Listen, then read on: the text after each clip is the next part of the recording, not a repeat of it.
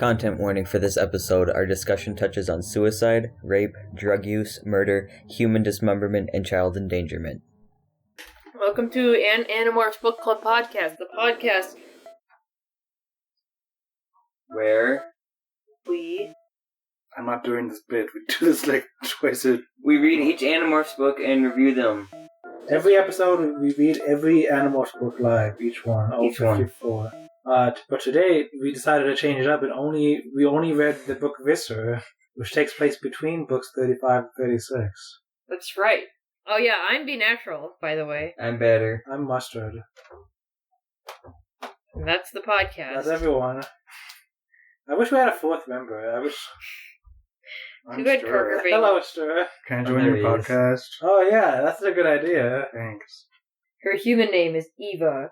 There was a time when she had a loving husband and a son, Marco, when she had a wonderful career. But that was before she was infested by Idris 562, before the invasion of Earth. There's a lot of sentence fragments here. Idris. Now Idris 562 lives in Eva's head and controls her every... Now I feel like I'm being judged every time I say anyone's name. And controls her every movement. And wait. I feel like we should introduce what you're reading so people don't just like, oh yeah, you just did. You said we're reading Visser. You said we're reading Visser. Or is it now Visor? Is it? She's reading. No, I'm saying you are reading. She's reading the description of this book. The description of the book on the back. When I was a kid, I thought it was pronounced Visor. Visor Really? 1. Yeah. That sucks. Wow. So when they said what's the kisser, we were like, oh, that's where they would say Doesn't that. make any What's the sense. kaiser? Yeah. Idris has become the highest-ranking general in the Yeerks Empire, surpassing even her arch-rival, Visser 3, but she is Visser 1. But it has become known that Visser 1's tactics for attaining her current position were less than acceptable, even to the Yeerks. Now she is on trial for treason. If she's found innocent, she'll continue to rule, but if she's found guilty, she'll lose her life, and possibly the life of her host, Eva, which will mean that Marco will never, ever see his mother again. K.A. Applegate has dared to journey to the dark side with this haunting glimpse into the hearts and minds of a race determined to survive and conquer, at any cost. She sure did journey to the dark side of this book. Yeah, really. While reading this book, I was thinking, there's a lot of, movies that have come out recently that are like, oh, dude, it's like the villain, everyone loves the villain story. Like Cruella and, Maleficent and, Venom or whatever, but... Or they just retcon it so the villain is actually a good person. They just make the villain an epic hero who's just misunderstood a tiny bit, but they're actually really a great guy. This is not that. There were several moments where they went back and forth on whether or not they wanted to make her sympathetic, and then in the end it was like, nope. I don't know about that. Nope, I feel like she was sympathetic, but also just a horrible, horrible piece of shit the entire time. I mean, when it gets to I like what characters are like that. Yeah. She's I understand why she's doing what she's doing, but she's also a horrible, horrible piece of shit. She's heinous. I mean, I meant when the human characters were feeling sympathetic for her. It's is this how I'm supposed to feel about this?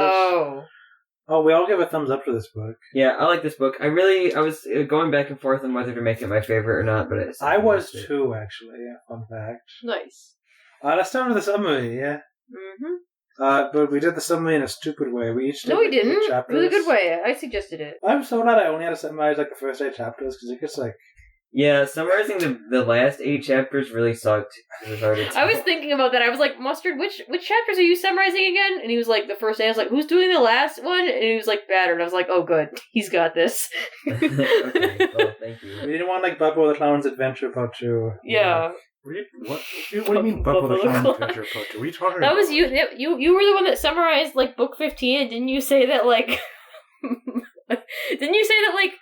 while you were reading it, you thought that Visser 3 rescued Visser 1 or something like that? Yeah. That wasn't in the summary. That was to be fair, he realized his mistake before the actual... Yeah, I had to go back and forth to figure out what actually happened and what I just misinterpreted the first time I read. And what parts I was confusing with other parts that happened. This book was so non-linear. Fun fact, this is the first, It's difficult, too, because I was like, okay, which of this information was actually established earlier and which will I have to say now? Yeah. Because... Well, there's freaking one part of this book where she's like, I told the council the story, and the story was something that happened, and then 5 chapters later she's like, okay, so never mind, that story was fake. Actually what happened was... Oh, yeah. Yes. So it's dang it. The most non-linear story with alternate realities in it even. And also, you thought the Andalite Chronicles was non-linear. I liked that this book was melodramatic. Yeah, really. This was the most melodramatic. Yeah, it was book. awesome. It was like a court drama. It was so like. But it was engaging, unlike most court dramas. Yeah, it was. It had me on the edge of my seat the whole time I was reading it. Way better than Annalise Chronicles, in my opinion. There's such a difference. Yeah. It's a very different style this of book would seem dark even for Animorphs. There's such a difference, between this and like any regular Animorphs book. Whereas like a regular Animorphs book would have a couple boring chapters of like I don't know, they do some pointless thing in order. So like, sorry, but like. While summarizing this, like, most of the time when I'm summarizing... What? You were like, oh, sorry. And then I started interrupting him. And then you were like, oh, now I can continue interrupting him. Now it's okay. It's a moral good if I'm interrupting the interrupter. It's feminism, okay? Only women are allowed to interrupt twice as much. That's right. So, anyway, I'll continue.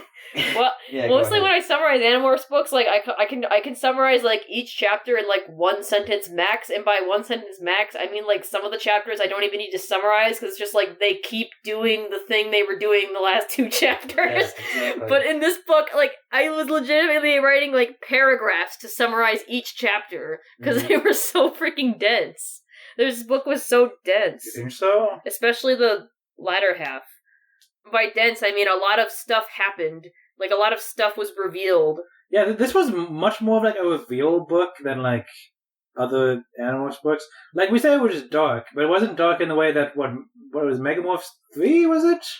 Where, like, they'd, like, killed Hitler and, like, they talked about, like, homeless people. Yeah, it was dark, but it wasn't stupid. The reason it worked is because it was dark. They didn't do it, but it was dark. The conflicts in this book were good because they were, like, unrealistic. They're not, like, things that normal children would have to worry about, so it's not something that would, like, keep you up at night. I think the thing that worked best about it was the darkness is stuff that's always been in the Animorphs series. They're not just like introducing this like wild time travel like. I mean, here's an alternate history where women get lined up and shot or whatever. This is like stuff that's always been in the series, but just not talked about. Yeah, this is like stuff that was kind of implied already. Yeah, it really seemed all that shocking. It was really shocking to me. But let's get into the summary. Let's summarize the shockingness of this book. Okay. Hopefully this isn't too long. Yeah, I feel like it's going to be a very long summary. But first thing I have my summary of 1/4 of the book is 339 words. Mine's 648. Mine's 391. Oh man, mine's long. Although I guess mine includes, as a reminder for anyone listening who forgot, Visser 1 is a human controller who's higher than Visser 3 in rank. She's controlling Marco's mom. Last we saw her, one of the animals pushed off a cliff or something. Marco specifically, that's very important. Was it? Yes. Well, I had Marco written down, then I asked Batter, was it Marco who pushed her off the cliff? Oh, Marco did? Yeah. Anyway, not this book, that's the previous book. Oops, sorry. Now she knows. Why don't you just look it up, Mustard? Because I didn't have time, I did this like 10 minutes ago. Okay. Now she knows Marco's an animal, but she fell off a cliff, so she's probably dead, but she's not, because this book's narrated by her. So this is narrated by Visser 1. Before the book starts, there's a prologue describing how she faked the death of Marco's mom. I guess I'll wait for you. And how Buppo the aerial clown saved her. No.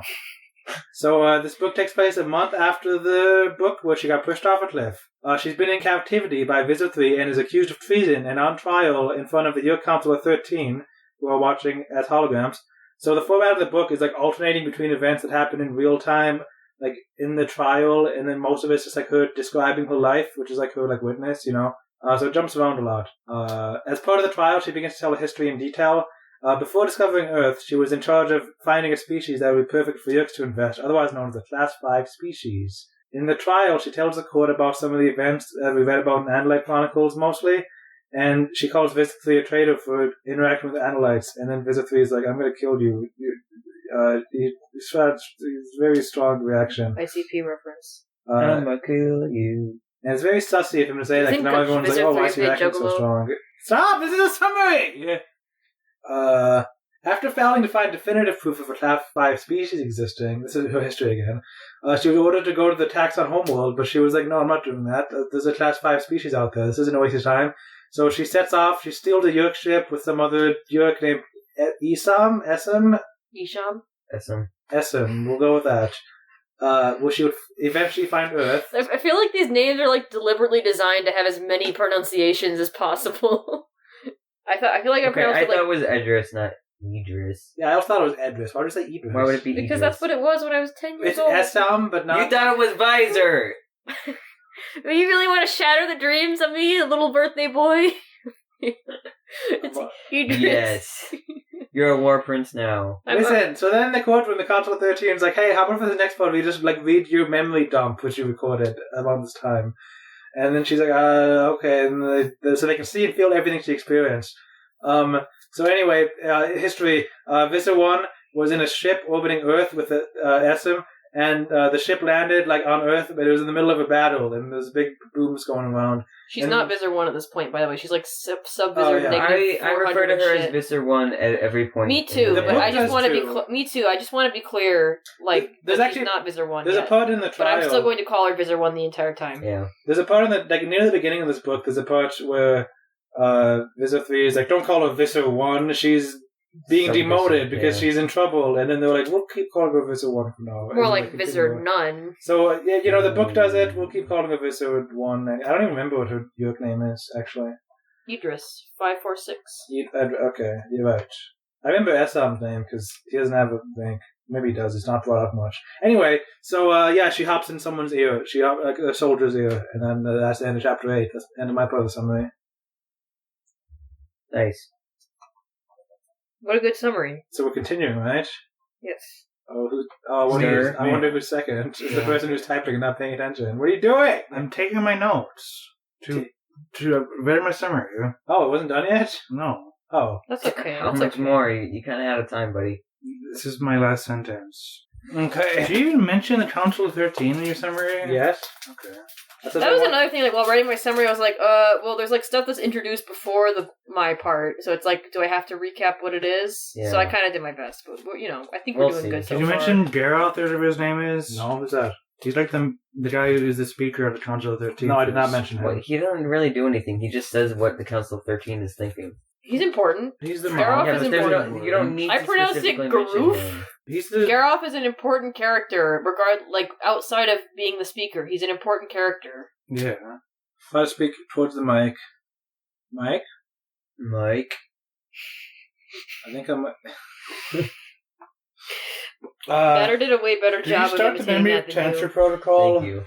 I mentioned... Can you just read like last sentence of your Yes, summary? he did mention... She hopped up inside the soldier's mind.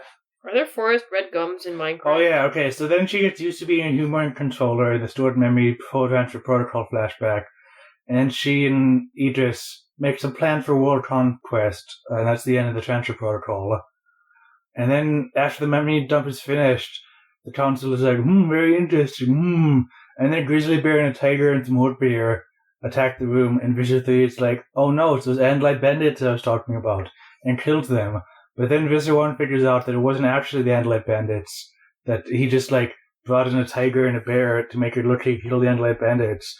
And then Visser 3 is like, haha, I killed them, see? And the council is like, that's pretty convenient, huh? Anyway, continue.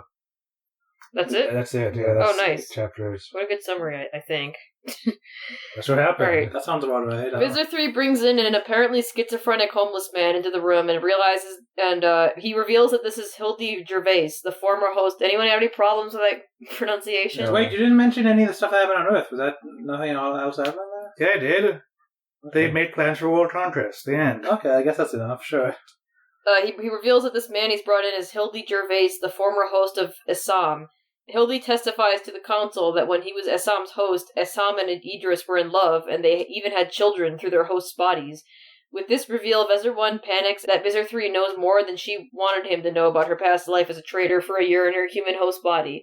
So she recounts to the audience how she killed Jenny Lyons. You didn't even mention... Did nobody introduce Jenny Lyons? Yeah, nobody talks about Jenny Lyons. But yeah, that's where the whole Hollywood thing. You didn't talk about that. Oh well, that's part of making world conquest. We can talk about this is a summary. This isn't a. You have to know who the characters are. You have to know who the major characters are in the book. I don't know her name. Okay, you have to explain who Jenny Lyons is. Thanks. There was someone they met in Hollywood.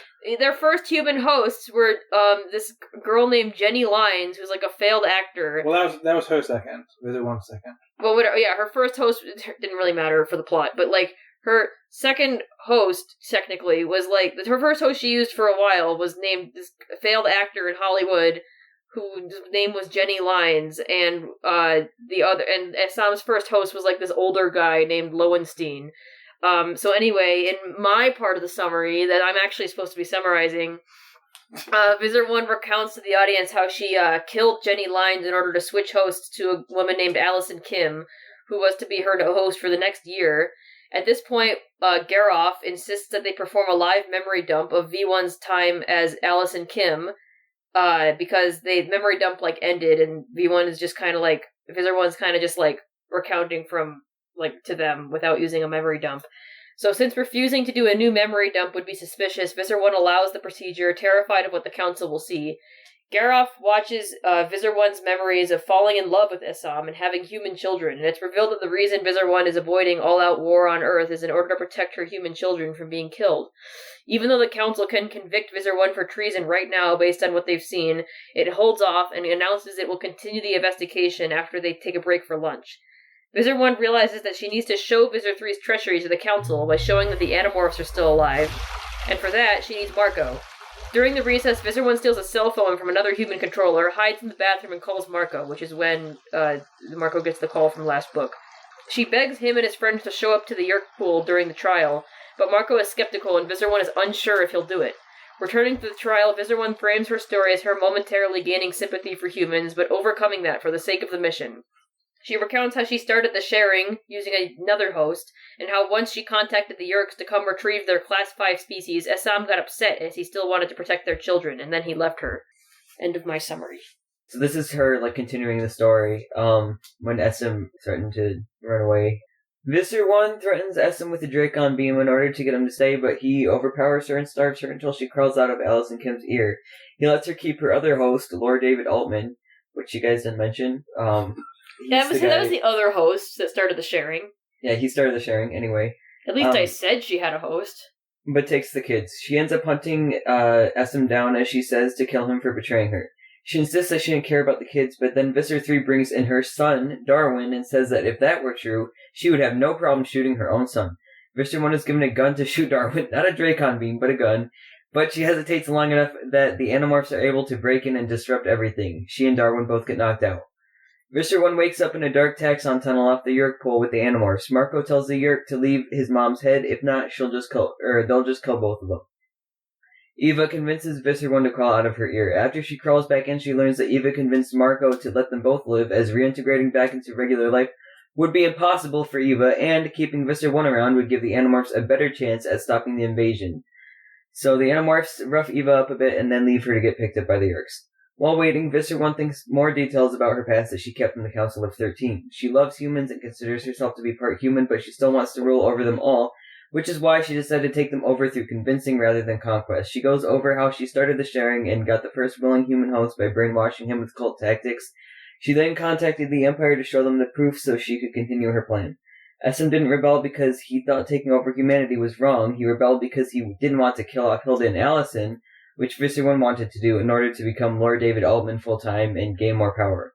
Also, Visser 1 chased Essam down so she could get the kids back, not so she could kill. After a while, Visser 1 wakes up in a hospital wing of the Yeerk pool. Her most recent injuries have been healed, and she's taken back to the trial along with Visser 3, who is now under a lot of suspicion, as he was just caught trying to fool the Council of 13, obviously. The Council will tell her to finish her story even though they've already decided on a verdict.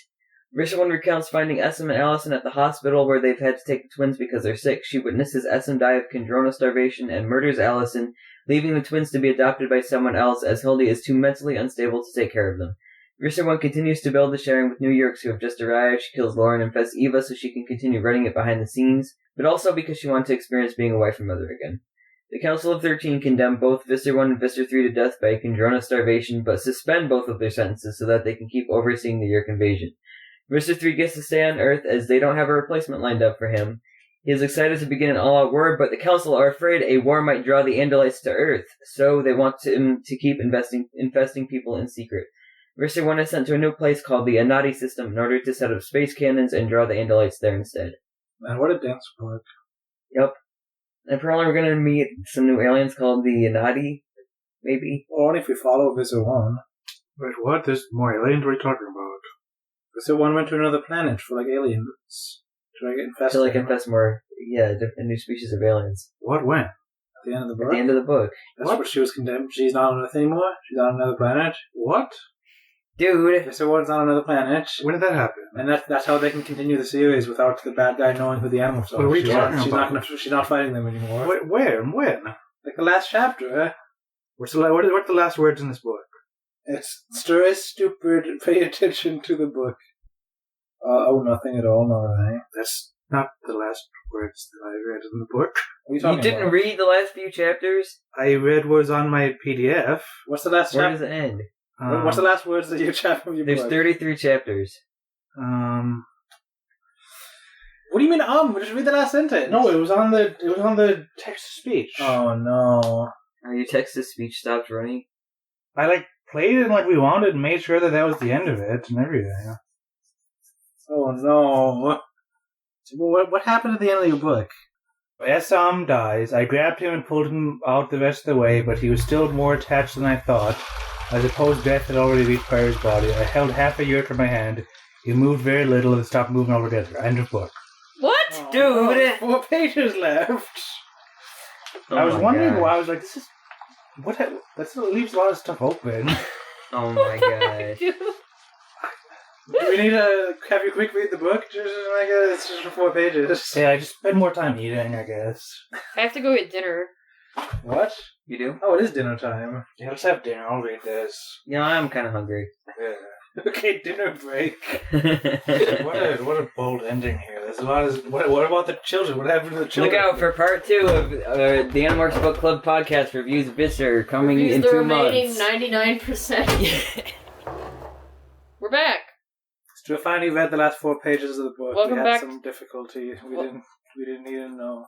Welcome back to Animorphs Book Club podcast, Visser version. I mean, we've all now read the whole book edition. Let's talk about it. Sir, what did you think of the last 4 pages? Were they different than That cleared up a lot of things. Yeah, I would imagine. I was like, what happened to the kids? What happened? Do we even know the verdict? I guess we're just supposed to assume that they live. Oh my god. Alright, well, let's start talking about this book then. Yeah. Let's go. Prologue.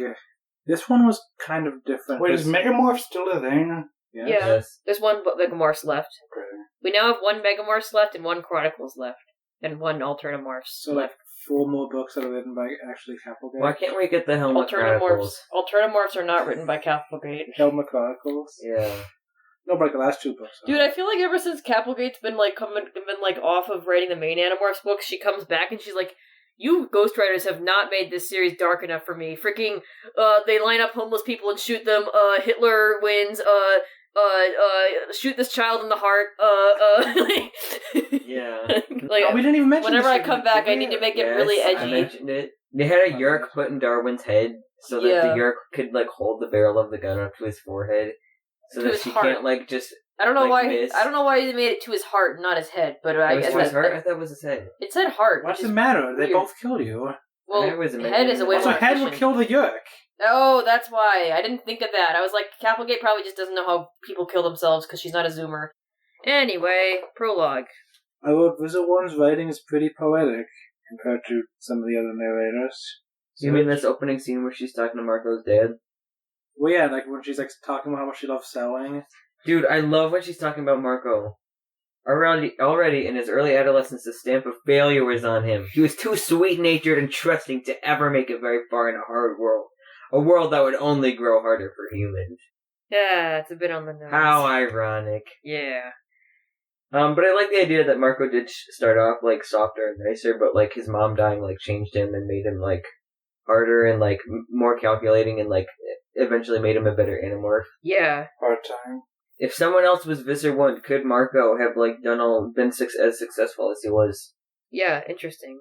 If Tobias wasn't a hawk, would he have been all the Animorphs would have died because they all would have turned into cockroaches all at once and nobody Well, would they have all saved turned them into 'cause they're those all trout idiots. and, died. They're all yeah. turning Yeah. those trout and are swept up through the trout crushing straw. Yeah. Is that like book 3? In book 3, they would have all died. Alright. In the prologue, is just Visser 1 being yeah, Eva, you don't get to control what I do because I am the best Yeerk. Hosts don't get to control what their Yeerks do, and it's how ironic later on. I like you ever want to say? I don't know, maybe somebody wants to bounce off of that? Sure does. Yeah, I want to bounce off of it. So I like when she talks about humans blaming her for her death at the beginning of this book. Unrelated to what you said, though. Yeah, really, thanks, Mustard. It's bouncy enough. You know who wasn't bouncy? Freaking Visser 1 when she fell off that cliff. Dang. She's not like a bumble. The Bumble Chronicles. When's that coming? Yeah, she's like... Natural's atheist. She doesn't even know what that's talking about. I do know what he's talking How about. is that related to Christianity? Christmas movie. Yeah. Christmas movie. They can't watch Christmas movies. That movie is pure paganism. Yeah, really. You remember when the Bumble bounces in the Bible? When did the Bumbles get taken onto the Ark?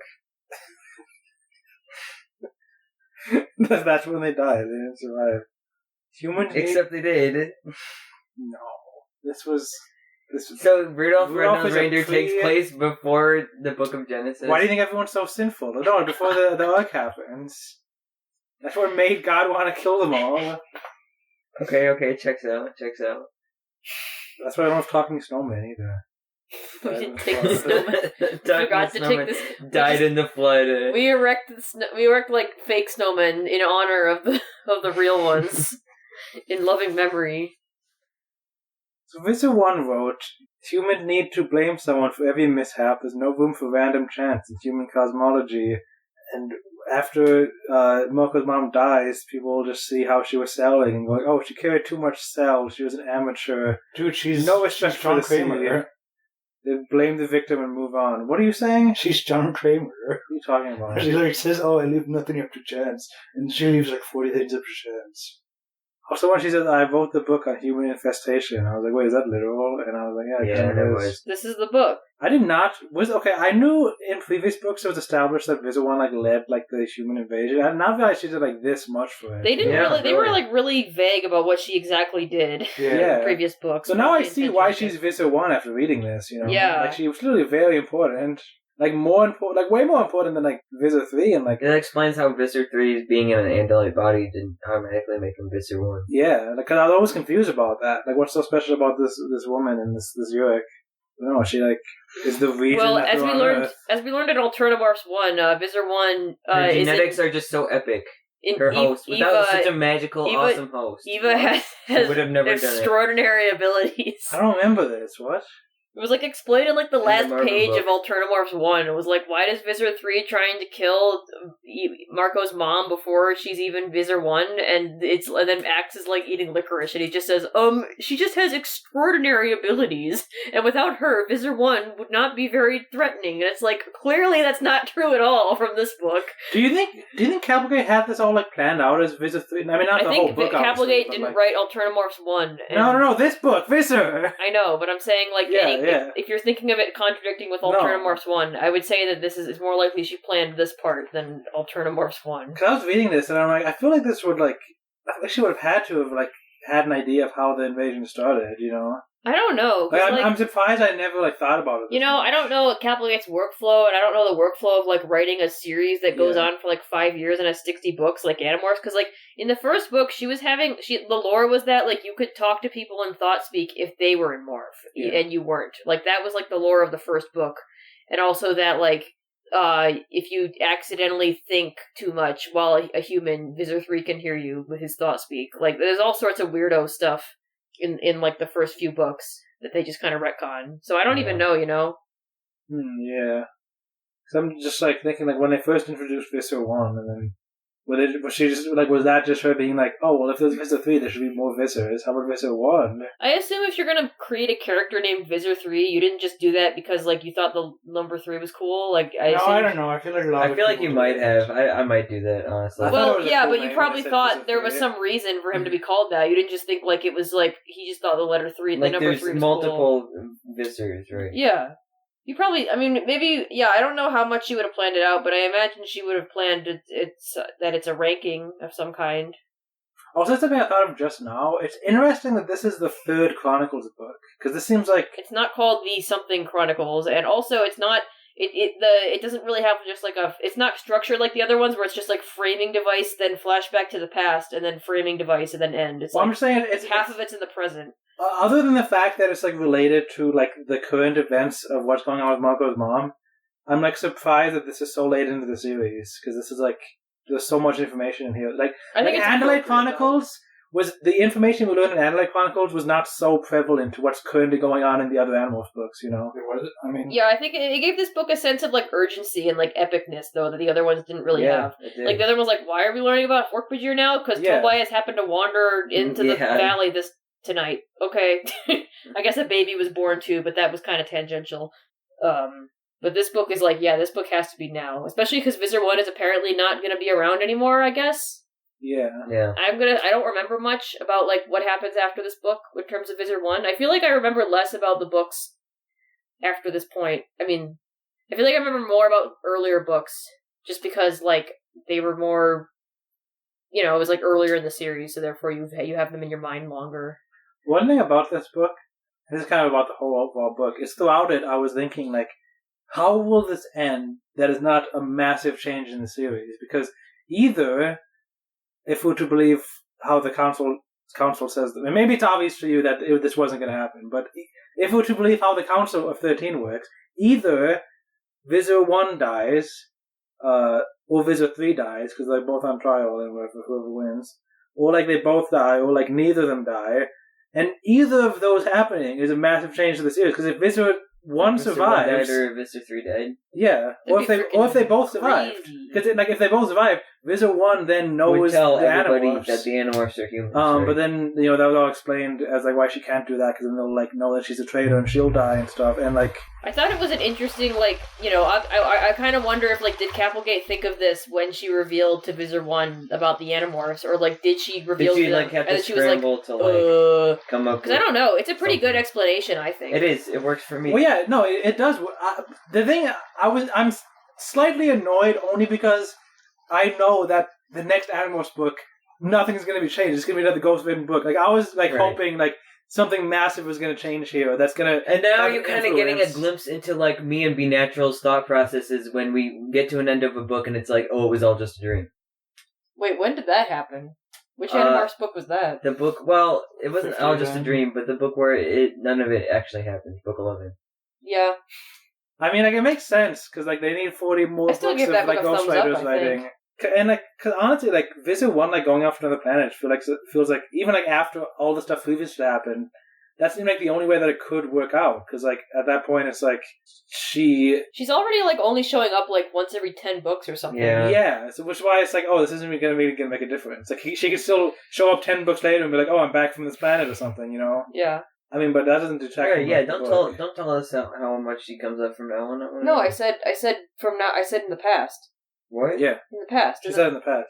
She's only been showing up like once every 10 books or so. You know? Said, from what I remember, she doesn't show up much for the rest of the series. I meant from what I remember of the books that we've read together. I didn't say the rest of the series. No, what you said is... You just made that up. You said I don't remember how much she comes back. Yeah, I don't remember. I don't remember much about the next... Which tells me that she probably doesn't do anything. No, it tells you that I read those books later, and I didn't read them... So you'd remember them more, because you read them closer No, to because... Not everyone... We all have much worse memories than you. When we read a book once... When you're reading the last... You remember the first episode or installment of something more than the last one, because while you're reading or watching the next installments, you're thinking about the previous ones, because they come into play. At least that's how it happens with me. Like, even now, I remember, like, the first few books better than I remember, like books, the books that are in the 20s. Books that are in the toilet. Yeah. That's right. Speaking of dream sequences, when chapter 1 first started, when she's, like, first in the, like, on trial, I was just like, this seems like a setup for this trial be a dream sequence. But then it just kept going into extreme detail describing stuff. Wait, why would that be a dream sequence? The trial would be a dream because sequence? It was so worst case scenario of, like, her being like, oh, I'm definitely dead here. And it seemed like an obvious, like, lazy thing to do, but, like, that's a nightmare she's having, and then she, like, wakes up and she's actually, like, I guess so. at the And bottom she's also, of a like, pit or super, something. like, burned up and everything. You don't give Capelgate enough credit, jeez. She's done that before! What would even happen, though? Like, she wakes up and then, like, the Animorphs are like, wow, Eva, you sure had a bad dream. Anyway, let's go on an adventure. We got that Yeerk no, she wakes up, and then she's at the bottom of a pit, and then she, like, drags herself. She, like, lives in the desert for, like, 20 years. Not that long. Like a month. 20 years, I mean a month. And then she finds the Animorphs and she's She like, died on top of a mountain. And Zeke tries to kill Marco. Everyone knows deserts are under mountains. If you fall off a mountain, you land. She goes down into like the lava. Wait, I thought she like world fell into like Mario. a canyon. What did she fall off? A canyon. Just a cliff. Yeah, cliffs. What are cliffs have below them? Valleys? Canyon. It's not a desert. I hear Often they have I hear a rivers. big cliff. I'm like, I know a really big cliff. It's the Grand Canyon. There's big cliffs there. In Dark Souls 2, there's like Oh a my windmill gosh. under When freaking Wile E. Coyote falls off a cliff, what's down there? It's This desert. is the real Wile E. Coyote takes place You saying in the deserts desert. don't take place in real life? You know, since I don't even this book- remember how they. Okay, let me just say, I don't remember why they went mountain in that book. I don't remember the plot. They live near a mountain. I thought it was just Why a were they cliff. there though? Why was Visser 1 there? I don't They were remember. climbing up the mountain. It'd be very funny if, like, since this book is narrated by the villain, she'd be like, "My name is Eva. Eva Guerrera. My son's name is Marco Guerrera. Yeah, he lives at." he dies as him. Like, she has no reason to be hiding their location, which would Yeah. Oh, it's his IP address. Yeah. that reminds me. I like how all of the. I walked back into my own old house, 123 Main Street. Yeah. It would be funny if we just casually revealed stuff to the villain, just because the Capligate gave the villain the microphone this time. Yeah. I know this isn't labeled as a Chronicles book, but I like how so far all of the Chronicles. It is. Everybody books, considers It's it definitely my Chronicles favorite books. Chronicles book. This one, like I said, I almost It's way had better this than be my favorite Hork-Bajir, book. for sure. The only reason I didn't put this as my favorite book, and you're going to call me a pansy for this, it was not feel good. It was very Aww. depressing. It was What? not. You pansy! It was like melodramatic. Yes, it was. But it sad earned it. It and earned dark. it. It didn't feel like wah wah. It was like, I'm an adult. I'm freaking a woman, and like, you know, I have babies. I don't know. It was like I would be it willing earned to it. say that this might be the best Animorphs book. I'll be willing to say It might that. be. But Yeah. I don't think I can say it's my personal favorite. Just out of like, I enjoyed reading 19 more. You know. And Did everybody look at the thing, Flippy? the thing that held me back actually was just the fact that it was a Chronicles book, and I was like, I think my favorite Animorphs book should be like an actual. Oh, I did not miss the Animorphs at all. That's interesting because the Cinnamon Bunza also did that. Like they did at the end Really? at the end of the review, they did like the top 10 Animorphs books, and then they were like, but we're excluding Chronicles because otherwise the Chronicles would take up like all of the slots. Because they really Right. liked That's Hork-Bajir good. Chronicles, by Exactly, the way. yeah. So they didn't They even. did? Yeah. Wow. That's good. Also, I remember like I think Stu, you said you didn't miss the kids during the Andalite Chronicles. No, why would I? I think I did, but I'm realizing I did not like Andalite Chronicles as much as you guys. It was largely like a sci-fi, like adventure book. Too many battles. And that was like something I didn't like. This book was the entire thing was very It was captivating. it was like drama and More like very interpersonal like captivating. things. There was Like so much drama. it wasn't just like flying around in spaceships. Yeerks psychology. Like this is the Chronicles book that I want. Yeah, this Also, is like the also Yeerks it's the psychology Moko's book mom that we've book been that I waiting want. for. I didn't like It any of the is, previous yeah, Moko and mom I was books. very pleased. Thanks to Max Leach. This book lived up to all my expectations. Dedicated Yeah. to Max with 2 X's, Leach, and all the students at Roosevelt School in Lubbock, Texas. Okay. Have you guys looked at the Flippy book of this one? Yes. No, So you're going into kids. No, don't spoil. it's not that How's that a interesting. spoiler? It says flip the pages to find out what really goes on at a Yeerk pool, and it's pretty cool. I like it. Would have been cool if it was like a middle-aged woman. I'm so mad that the stupid Visser 3 got on the cover of this dang book. Yo, And not a random human woman that would have bored every child. I mean, it would have been less boring than the cover of the Elemist Chronicles, to be honest. Yeah, come on. The Elmas, they interpreted the Elmas as like an old man with a beard, right? But it was like- the MS Chronicles. What? It's just an old man with a beard. Yeah, it's just an old man with a beard standing in smoke. It's I like the don't- lamest So thing a white ever. guy isn't boring, but a beautiful Latina woman is. Okay. Yeah, If they're she like- had a big white beard, then she would be. Send a picture of it. No, we're talking about this book. We're not going to talk about that cover. We are for talking 5 about this minutes. cover. Nope. Just Google Elemist Chronicles. Then it's Don't just do a that. bunch of spoilers. No, it won't. It won't be like a freaking Pete. If you look on Google Images, it's not going to be like a Don't- big image don't read with any text text. that's like. It's like the Elemist fucking shoots himself in the head and dies. Like, it's not Yeah, gonna there happen. he is. He's not just an old man. He's like a goblin man. He has a goblin ear. It's Wait, dumb. can I see his pointy It's like elf D&D core. It's like not Yeah, Right. D&D core. weird. That's slightly It's more love interesting that. than I was expecting. It's way more interesting than I was expecting. Lame. Closer. It's lame because it's not. This year just showed Krayak. Yeah. All right. What are we do we have anything to say about? I was going to talk about the book in general, I think. I was just saying, like, I was annoyed when the Animorphs came in. Oh, yeah. Get these Animorphs out of my Yeerk book. Seriously? Yes. I mean, when the Animorphs came in. When the actual Animorphs came in, it was better. But when Well, Visser the 3 first time I Animorphs- was kind of like, whatever. But the second time I was like, epic. So how surprised were you guys that this is narrated by Visser 1? And We not found Visser out last 4? episode, We remember? found our last episode. Well, You, sneaked it by us. I did. I don't remember. You, accidentally told it, yeah. Well, how surprised would you have? No, I feel like you told us, like, even before the last episode. Oh, I didn't know it before, no. I was very ready for a Visser 3 book, and I was like, it's I weird was that not Visser 3 ready gets for a a book Visser when 3 he already, book at all. narrated, a third of... Visser both 3 is Chronicles.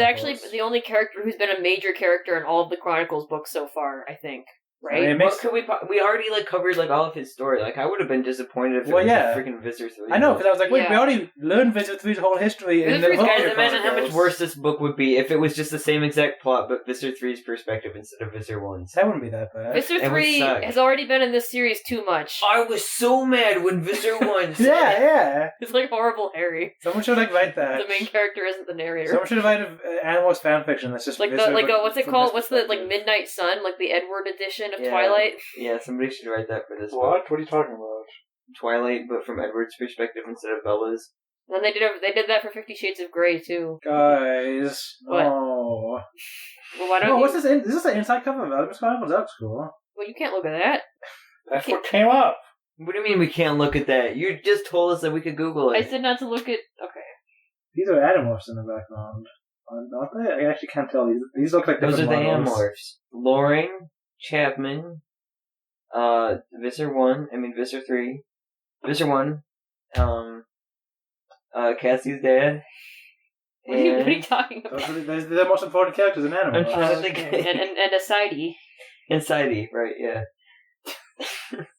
Sidey the sidekick. Robot? What is he? He was like an ant, wasn't he? Oh, he was a robot. Where's Tobias? I guess he's one of the humans. He's one of the that? humans. He was a little robot. That makes sense he'd be a human because it's Zalmus can just switch him back, yeah. Alright, sure. Next topic. Alright, let's actually talk about, like, this book now. I'm still on, like, chapter 1. Visser 1 loves sailing. That's pretty cute. It is cute. But then she's like, I would never stoop so low as to be like a human, and my host doesn't control anything. Anyway, I like sailing. It's not got nothing to do with Eva, okay? I just like it independently. Did Eva like sailing before Visser 1 took her I over? assume so. Yeah, I think. I don't think well, Visser 1 would Come up with a new come hobby up with for that. her, Yeah. I No. mean, I guess it's not explicit, but I think No, it's implied. I think she didn't start until she was Visser 1. No. Because, That's It said no, something like because that. later in the book, Eva says, I enjoyed when you sailed until I found out that it was all just a setup for you to kill me or whatever. Oh well, Yeah. I interpreted that as like I enjoyed that you continued to sail. Like, oh, I thought That you could just be. wanted to make me happy by continuing to sail. Like that was nice. Oh man, the interactions between Eva and Visser 1 in this Ugh, were so cool. good. Like I like how she's like after like she freaking hates her, and especially at the beginning of the book. But then it's revealed like Unless she like starts helping her out. you can't just be like like they have like their moments where they're like amicable at most Yeah. at best. I mean, yeah, the part where she, helps her not die. Yeah. And then it's like, I should Well, have and done I that. enjoyed when you Actually, sailed. Yeah, it was the same kind of thing with the Visser 1 and Alice and Kim, too. Yeah, that part was very interesting. When we get to that part, That was... that whole insane. section of their life. Yeah. That's probably the strangest thing in the series. To me. Yeah. I didn't know that the Yeerks only have thousands of Hork-Bajir in existence to subjugate. I thought there were more than that, but I guess the Andalites really did a number on them. Yeah. You assume there's more than thousands? Yeah, I don't know, because they said that it's a whole species. A whole species is more than thousands. We learn in this book that humans having billions of people is a lot. They expect it is. They were surprised to find a planet of millions. But thousands is still very small. I think at least hundreds of thousands or millions, maybe. Hork-Bajir. I mean, Yeah. hundreds of thousands is That's kind of still what I was picturing, thousands. too. Millions is still thousands. No, shut up. I was glad it was a Ged. If it had been a Hork-Bajir, I couldn't have wasted. She's just like, oh yeah, I love how the start of this book. What is that sentence you just said and then didn't explain what it was? I am about to explain, actually. Okay. in the flashback, like, Visser 1 is talking about how, like, the Yeerks actually are putting up, like, rules, like, okay, guys, like, stop killing your subordinates all the time, and Visser 1 is like, fuck that, who cares? And she just keeps, like, killing people left and right. So I guess Visser 3 isn't all that weird. Yeah, one thing in the book it said is, like, there isn't a single member on the Council of 13 who hasn't broken a bunch of their own rules to get there, which I thought was interesting. Yeah. Yeah. Boy, a highly like corrupt class of high priests that can just do or say anything. Humans would never have something as Supreme Court. It's a Supreme Court joke. How topical of the current... The current year, 2027, when this podcast comes out. Can you believe that 8 out of the 13 Council of 13 members were all nominated during Visser 3's reign? You can do it. You can get to the end of this I thought you were bit. talking about something in the actual book. And I think you're talking about like, the two that like ate each other at the end. Yeah, that was cool. Oh, is that what happened? Yeah, No. 2 of them like died or something. I wasn't sure if they just left the room They because they were just like, I mysteriously can't agree with these people. Or like if they I'm got so killed. done with you guys They right went to now. the bathroom. Well, because all she said was, oh, it was heated. Like, oh, they're just going to get a different one? It was now? heated. Some people got some tummy issues. And she They said, had to go. she said, oh, like, they're 11 for now. So presumably either they're not dead or they're just going to find some other... Well, like, they're gonna promote 2 they can other just find people, someone yeah. who can just, like... I guess promotion happens all the time in Yeerks. I wonder, like, I kind of want to know, like, how these guys get promoted, because Visser 1 doesn't act like, oh, sweet, 2 of them died. That means as Visser 1, I might get, like, no, she doesn't say that, doesn't cross her mind at all, so I kind of wonder, like, how they find more council Well, members. that's why I They was... are like, apparently more powerful than Visser 1 and 3, right? Like, Right. I assume the Yeerks well- would have some kind of checks and balances system where somebody's above them, Well, no, the thing is... except for the Emperor. Only one of them is the Emperor. I'm under the impression that the other ones don't matter that much in comparison to the Emperor's opinions. Yeah, maybe. That makes sense. Because But except then everybody would just know who the Emperor is, because he's the one that Yeah. doesn't die every 2 seconds. well, we didn't. Well, that see all of But the Council of 13 could kill each other. yeah, all of this is why I think to me it makes more sense that those 2 didn't get killed, because like you'd have to have a trustworthy Yeerk, you know, like one that you know will not try to kill the Emperor to be one of the 13 members, you know, because like the whole reason they have 13 is because one of them's the Emperor, but you can't assassinate. Maybe- you have to assassinate all 13 if you want to know you can assassinate the leader. Yeah. Well, maybe once you're in the Council of 13, there's like no shot at being the Emperor. Like, Oh yeah, that's what I assumed. Yeah. yeah, like you can't if you kill the Emperor, then like the next guy to get into the Council of 13 becomes the new Emperor, and none of you guys who were already in it can be the Emperor. I just Otherwise assumed you'd the wanna kill Emperor. them. Otherwise they would constantly kill each other, yeah. Does this system like make sense? Like in real life? No. Like why But would there neither be? does real life.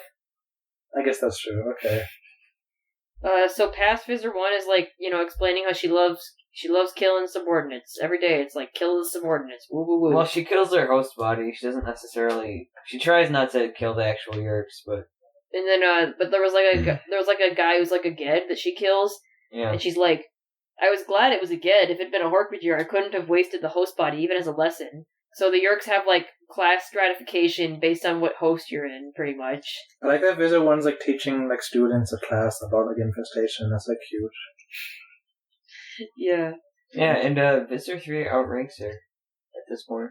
Yeah. Oh, that's right, because, like, she talks about how, like, there's this guy that got, like, humans at this, because that's how they Yeah. find out about the class Yeah, I flies, was like, gonna Wizard mention, 3. it's like, yeah, because the Skritnot pick up Lauren and Chapman, and then they're like, hey, these 2, you know, they might be good hosts, they might be a good new... Well, in Andalite Chronicles, Esplin infests Chapman, and then, like, knows all the human stuff from that. Oh, I forgot about that. Yeah. How come Visser 3 So wasn't when- like in charge of looking for humans then? Because he's he didn't want dumb. to. I don't know. He is dumb. I'll He take didn't care? that. He had an Andalite body. I guess all he- set. I guess- okay, All he wanted you know was the Andalite body. You're right. He's not strategic enough to recognize that humans would be a better Yeah, species. It he just seemed likes like- running around and shooting Wait a people. minute. Nobody even assigned anybody to go to Earth anyway. Like, that was the point. Was like, Visser 1 was like, the Yeerks are like sitting on, like freaking dropping the ball on this one, and they're not going to Earth immediately. Like, that was it. They didn't send anybody else in her stead, right? Like, the whole plot of this is that, like, they found out about Class So 5. all Yeerks are dum-dums. And they were like, I don't know, just don't do it. I don't think it explained why they were like that. It just seemed like some it incompetence. really doesn't make sense to me. They were like, "Oh, you're wasting your time looking," because she spent like a year looking, and they're like, "You're wasting time. Go do something productive." Like, we don't believe this is. They just couldn't find the. Oh, it was because, like, some time shenanigans happened in the end of, like, Chronicles, so they probably, like, didn't have the information anymore or something like that.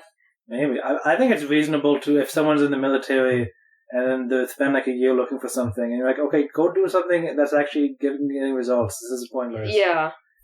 I thought the Yeerk culture, the way that they talked about human culture was really interesting to think about how Yeerk culture is.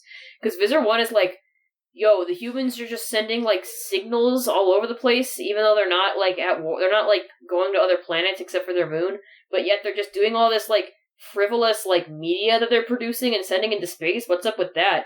And it's like, at first you think, like, at first I was like, oh, it's just like, you know, sci-fi books, like, oh, humans are so weird, and no, you know, aliens are all brutalist and have no culture. But it's like, actually, the Yeerks wouldn't have culture. Like, the Yeerks wouldn't have, like, culture that matches their technological abilities because they were just in the Stone Age with, like, no writing even. And then the Andalites showed up and were like, hey, here's spaceships and laser guns, here you go.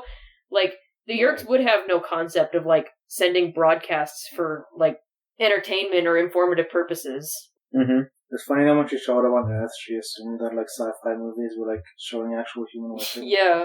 I liked how there's a like the reason she How is the found out. camera outside of the spaceship, which is going light speed? Well, yeah, I like how the reason she found out is because they said the spaceships were going like more than light speed, and she was like, "That's scientifically impossible. This must be a lie." But then she didn't say that it was entertaining. She just said, like, they must be doing this strategically to, like, lie to other species. Yeah. Did she? I don't know. You're talking about did she? I don't know. Thank you for that commentary, Stu. I don't remember saying that, that's all. Well, she did. What do you mean? She did say that. One of my first notes is that like 2 Yeerks can't drone us starvation is like worse than death by torture. Mm-hmm. Which is interesting. That What is can drone interesting. starvation be torture? I guess there's... Well, no, they have that machine... What kind of torture can you do for us? Like, oh, That put 'em machine in the that box? Tobias was in for like a whole book. Oh, yeah, they just invented that, though. That's a new technology. Yeah, Well, they probably they had didn't have that back things. then. They could probably do it more manually or something. Yeah. Guys, they could probably, like, I'm just, you know... Yeerks don't spitballing have here. culture, okay? They don't know how to torture people. The culture's all torture. And I couldn't remember, like, when did Visser 1 They do have, these like, no things? music. I don't That's not remember this. wild. Isn't it implied that they do have music? Because she says, like, human music is No, this. she says rhythmic... Rhythmic like, sounds arranged in patterns. Yeah. Oh. Okay, She never says music. I see. The rhythmic pulsation that humans call music. She says at one point. Yeah, that implies that that like Yeerks have music, No. but it's not rhythmic pulsations. No. It's like something else. No. What? It- What else could it These are possibly rhythmic be? pulsations, and Non-rhythmic humans call the... pulsations? No, she's saying the human word for these rhythmic pulsations is music. That's what Alright. she heard the term music if from I humans. say the freaking... That big hole in the ground that the local people call the big hole, that doesn't mean that I have like a big hole in my house. I call something else. The big hole. Okay. Well, that doesn't mean that I have something else that I call the big hole. To be more accurate. So they can, like, spray stuff on their eyes that gives them night vision. Was this established before? What? No. Yeah. Wait, Yes. who? Night vision, I Yeerks. ordered. SM came down out of the ship carrying a small spray vial. He aimed the aerosol at my eyes and sprayed. There was a tingle, then within seconds the night was brighter. Not so bright as day, but bright enough for me to see that we were not alone. Which body is she in here? Corpagere. Maybe you can only do it with Corpagers. Or maybe it's just like those eye drops that they give you at the eye doctor that makes your eyes dilate. Oh yeah. But I don't see why her eyes wouldn't dilate naturally if she Well, doesn't. that's know when that, you look so. at something you love. Maybe it's because they're both Corpager eyes. What? I just like the line, I killed Elfangor myself. that? I morphed and lifted him up and ate him. When is that said? I know who said it. Chapter 4. I know who said that. Visser 3 is like, to the Council of 13 or something, he's like, but she didn't even kill Elfangor by eating him. Also, like, I feel like we haven't gotten as much human body horror as in these war scenes. Yeah. Because, I'm looking at this line I highlighted. I saw it clearly for half a second. A human torso, arms, legs, head, all gone. Okay, so she just saw somebody get decapitated by an explosion. Well, I thought there was like immediately body horror by just like when she introduces like herself, she's like, "Oh yeah, the left side of my head was burned beyond recognition, black That and raw." too. And Okay, like all of we didn't cover this, but Visser 3, when he was keeping her, he didn't like heal any of her wounds. Yeah. And so yeah, she had So broken she's, like, bones, disfigured, and her like right arm, disabled. leg, and shoulders with ribs, with burnt flesh, and it was all left untreated. And also, I know this was kind of assumed, but this is the first book where it explicitly says that controllers feel pain. The humans feel pain when they're controllers. I think there was like some something about like, oh, I felt the pain, but it was muted or something like that.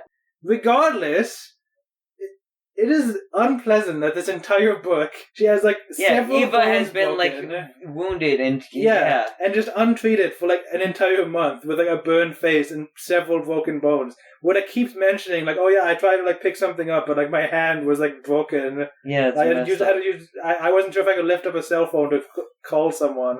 That's the point where I was like, man, this book is like dark. Like, did you really need to write that? Just like having having just several like untreated like injuries. Wounds, yeah. Like that's Campbellgate. That's like horrible. Why would you write that? Because she hasn't written an Animorphs book in like 10 books, so she's gotta dial up the craziness, the darkness. Because I remember at this point, like I told Be Natural, like, man, this book's dark. I'm on like chapter 3, and you were like, oh, it doesn't get lighter. Yeah, I thought to say that you must have been at least chapter 20 or so. When Visser 1 first comes to Earth, she sees a broadcast that's about Operation Desert Storm. So this is when I put the book down and did a little Googling. I did that too, honestly, yeah. That means it's like at least 1990 or 91. It's like 1992, I believe. When the Yeerks are arriving. So that means that, alright, so from the events of the Andalite Chronicles, the Yeerks get info on Earth.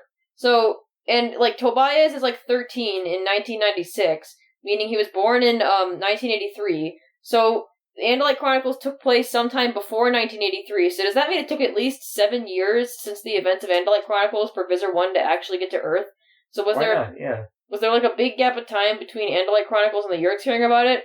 Or even though Visser 3 was the one who told them about it being there? Or did it take the Yeerks that long to start considering acting on it and then assigning Visser 1 because bureaucracy, I guess? I don't know. And then, like, that's assuming that, like, I swear I'm suddenly 18, got to breeding the second she possibly could, even though she's still, like, 12 in her head. I thought there wasn't... Assuming that Lauren was, I swear I'm suddenly, like, 23 when she had Tobias, then that book would have taken place in, like, 1978, not 1985, so meaning, like, 12 years between that and this book. Yeah. So, I don't know, man. A long time between this book and the Andalite Chronicles in any case, which seems a little strange. It does seem kind of strange. Like, this book kind of makes it sound... Did the Andalites tell the Yeerks about Earth? This book kind of makes it sound... No, they saw humans. But although, I don't think they knew that humans so they didn't know where Earth was. That's the thing. So I'm tempted to just explain the gap by just... That's how long Tobias it took Visser 1 to actually find Earth. I thought Visser 1 was looking for a Class 5 species. I thought she didn't know that the humans were one. Because they're like, oh, even if a Class 5 species exists, and it was right, which they made it sound like only able to confirm that they're Class 5 once she found out that there were billions of them. Yeah. Which they found out as soon as Visser 3 infested Chapman, right? No. Why not? Because he didn't care. He didn't tell them. Sure. He didn't tell anyone. So they just found out independently of Visser 3 then? Yes. No. Yes. They mentioned Visser 3 and the Chapman thing in this book. We know he infested Chapman. Does it say that he told them, oh, it's a Class 5 species? I know everything about this. No, yeah, I thought what happened was... He didn't. That's what we were just talking about earlier. He didn't tell them anything about the humans. He didn't know it was a Class 5 species, but he would know, oh yeah, I live on a planet with 7 billion people, you know. Yeah, he would. But he just didn't tell anyone. Visser 3 is not at all... Subvisor, yes, Method, a report just in. One of our people, a subvisor stationed on the Taxon planet, has just forwarded a report of a new species. He claims the report that is Class 5. So if he just... Okay, you're right. So either he sat on this for 7 years and then was like, I guess we could move forward with that, I guess. Or they did this and then 7 years passed, which they didn't mention in the book that 7 years passed between this event and Visser 1 actually getting to Earth. They make it sound like it's a month later. Wait, so Or like it took Visser. her so long to find out where Earth actually was. Maybe it took 7 years. Okay, they didn't. Anyway, the planets are they pretty didn't- far away. They didn't make that it would sound explain like why the Yeerks just gave up looking after 7 years. Yeah. I guess. Apparently, Earth was that far away. Also, it said that this book takes place about like 9 years after, like 11 years after that, because the kid was like 9 years old and she was on Earth for like a year before having a kid and stuff. Yeah, like there was a bunch of like war references where like she hopped like when she got on Earth and was in the battlefield. The Iraq War. I don't know which war this was. I do not know history. Gulf War. She hopped in the body of someone who was Muslim, presumably because it said like he was calling for someone named Allah. Mm-hmm. I don't know, man. He might have been atheist. He said the enemies of this person wait, were oops. French, British. Yes, guys, don't listen to me. I was born in the year 2000. I don't know the Iraq War, the Gulf War. I don't know. I learned that it was the Gulf War. That's why I googled. I was trying to learn That which makes war more this sense, was. 'cause I The looked Gulf up- War I looked up only Iraq takes War. place in 1991. I looked up Iraq War, and that didn't even happen No, until I after googled Animals was Operation over. Desert Storm. Duh. Well, yeah, as soon as like I was like, oh yeah, this is like pre 9/11 Animorphs, and then okay, Yeah. well, every Animorphs is pre 9/11 actually. Yeah. The end of Animorphs caused 9/11. It was a few months later. Yeah. Yeah, So, so the like, Gulf this War ticks is me between off. There's 1990 and There's 1991. no more Animorphs books coming out. What?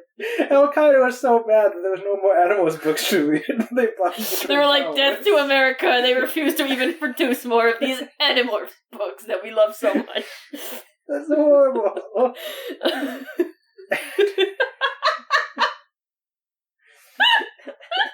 Okay, Applegate, what have you done?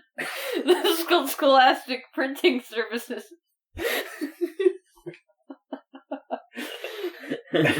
Just Johnny, cut that out. Wizard 1 does 9/11, title of this episode. No.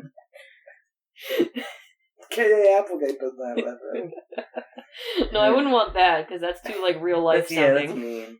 Yeah, it's me. Visit 1 does not. Okay, yeah. K. Applegate doesn't deserve that kind of slander. Visor 1 does. Visor 1's terrible. A fictional character. Okay, is it weird? I like Visor 1 more than Aldrea. Well, yeah. Aldrea is like a mean girl, but she's supposed to be a hero. That's the problem. Yeah, I love Visser 1. Am I problematic for liking Visser 1 more than Aldrea, even though she's clearly evil No, and Visser has 1 killed people? She's like the most interesting narrator by far. I don't think I like including her the skill. Animorphs. But yeah, I think. love Visser 1. She's great. Yeerk, pro Yeerk, woo! You're great. She's a horrible person. Like I was like, We stand a girl boss.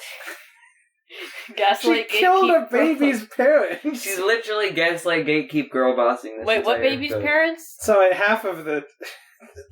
Oh yeah, that She killed two babies, one parent. two baby. two Yeerks, two Yeerks, two babies coming soon to the WB. Do we want to talk about that now? Just the whole situation. I don't know. With her giving birth to twins? She infested a human, and then the guy who was with her infested a human. And then they, bonked. They fell in love. They fell in love. And at first I was like, oh, they're raping this woman with this Yes. other guy. Yes. But then I feel like there's implications. It's kind of implied that Allison likes Hildy anyway. Yeah, and it's also implied that they had a foursome. No, yeah, it kind of is worded like that. It's They like, say these kids had four parents. Yeah. well, also before He's Visser, like the evolution of Yeerks and humans because he has two Yeerk You parents think and two your human family's parents. weird? Coming soon to the CW. I think They when- have two parents, but they're not quite what they seem. I think when that first started is when I was like, this book is very dark because again, like this is stuff that's kind of implied that it happens and you can imagine happening. It's but honestly wild that was in this book. You're right. but also like I There's a lot of stuff that's wild that was in this book. This book taught me what cocaine was when I was like 11 Really? years old. Yeah. Oh no. they What? When is cocaine? it mentions a drug. That's Jenny Lyons is doing. Well, she's doing. Is that why her name is unspecified Lyons? drugs. Yeah. Yes. They say her last... I forget her real last name, but they're like, her name is Jenny whatever. Everyone calls her Jenny Lyons. I And they actually just did call not- her Jenny Lyons for the rest of the book. I did not catch on that it was cocaine actually because they never said cocaine. They just kept No, they saying some drug chemical or synthetic something. stimulant. I want to talk about more about Yeerk sex though because I have like some thoughts about it because What? it's Your Hawk sex, it's now your implied sex, that, how like- we've evolved. because these were the first Yeerks that invested humans, and like as we learned through the book, like she ends up falling in love with humans, and it's implied that they had like a kind of symbiotic relationship. Like it was forced Yeerkism, but they seemed very positive to each other, at least from their perspective. Like, Allison and Hildy did. Yeah, it seemed like no, even like with the Yeerks, I mean, like especially Hildy seemed like chill with his Yeerk. And Allison, it said she had like a. They were calling each other by their host names, and like in the narration, she was writing like Sam/Hildy. So like they were like seeing each other as their hosts. It was kind of like a Taylor situation, if we remember that. You mean Allison was seeing Who's Hildy Taylor? as SM? And No. Visser 1 was like SM would come in and be like, Allison, hi. You know, like they call each other in the book by their human names. Names, like while they were alone, and in the narration, Idris would sometimes refer to SM as Hildy. Yeah. Yeah. Well, like I think I got like by the time this whole situation ended, I was under the impression that before Visser 1 like turned on them and was like, this Yeerk mission's more important. I was under the impression that what's the girl's name? That she was Allison? that she had a positive relationship with the Yeerk. I wouldn't say that. No, they hated each other. It was more of a Allison like, was you know, constantly you're trying to like, fight dang, her. this is the rest of my life now. Well, you know, like, I mean, obviously I still, like, love my...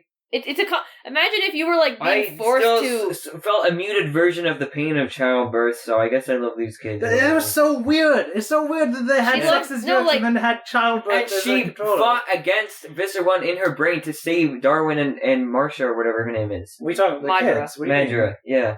What are you talking about? Allison. Remember? Allison was Allison clearly attached protected to the kids, Yeah. which is Yeah. interesting. And also attached No, I'm saying to no. Hildy That's in some after. way. That's after the kids are born, and then the Visser 1 is like, "Oh, we have to take these kids and kill the parent." Like that's after that happens, isn't it?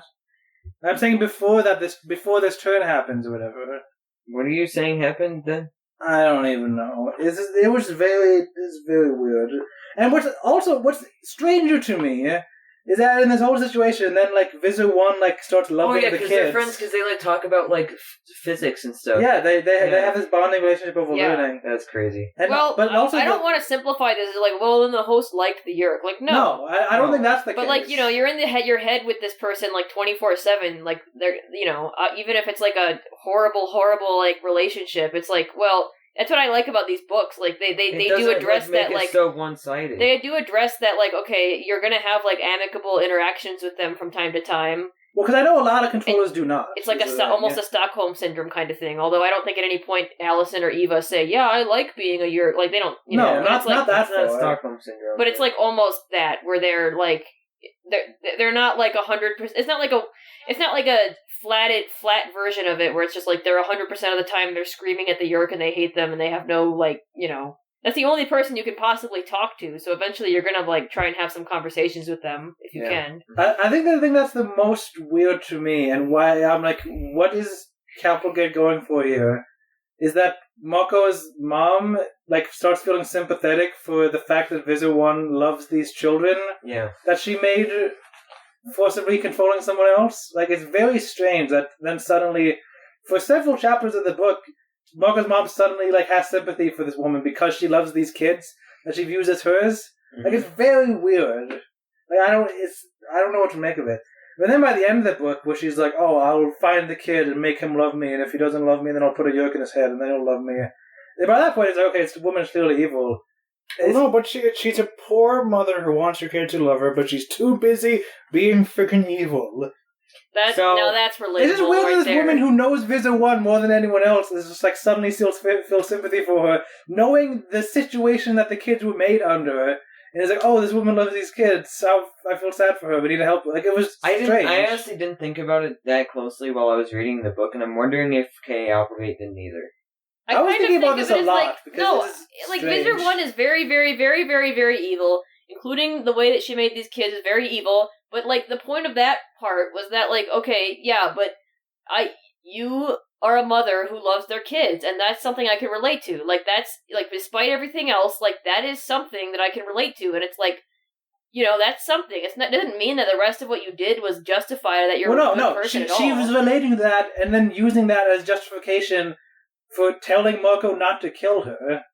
And going like, oh yes, I sympathize with you so much That that I wasn't don't her want you. only reason. No, that was for because it telling was a Marco strategic not That to was kill the her. reason No, she that gave. Was she had That was the kids. reason she gave, And after she found out how evil she is, Wait. after Marco's mom found out that Visser 1 killed the human parents, she was like, I take back what I said about you, evil. These aren't your kids.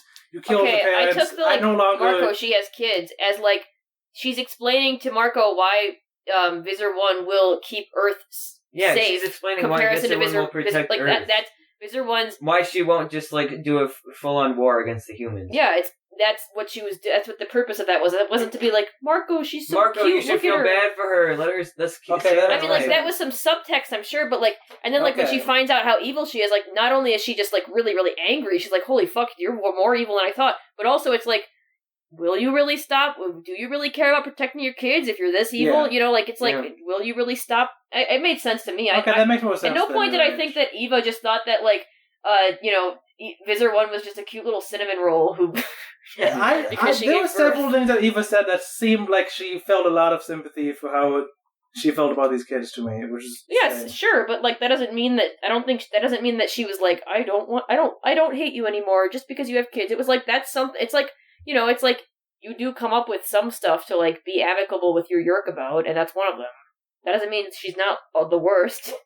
This is a very unique Yeerk character that we've seen so far. Like she like falls in love with humans. It's like I would recommend reading this book. It's insane. Oh yeah. Have you guys noticed that every Chronicles book so far has had the main character like fall in love with another race that they are and become that them. race for some time? No, I didn't. Holy crap! What? You're right. Yeah. And then like the end of the book is like tied into and have children as and that have race. children as that race. Huh? Jason have children. Can't believe. Are you like trying to work through something? Like... Wait, what the heck? That's really weird. That's strange. You're right. What? Man, now I feel like I could have like predicted this book going that way. If I that is actually really weird. Capplegate, what's wrong with you? Tobias and So this is Zero, just foreshadowing who's is dead? Tobias is gonna have hawk babies.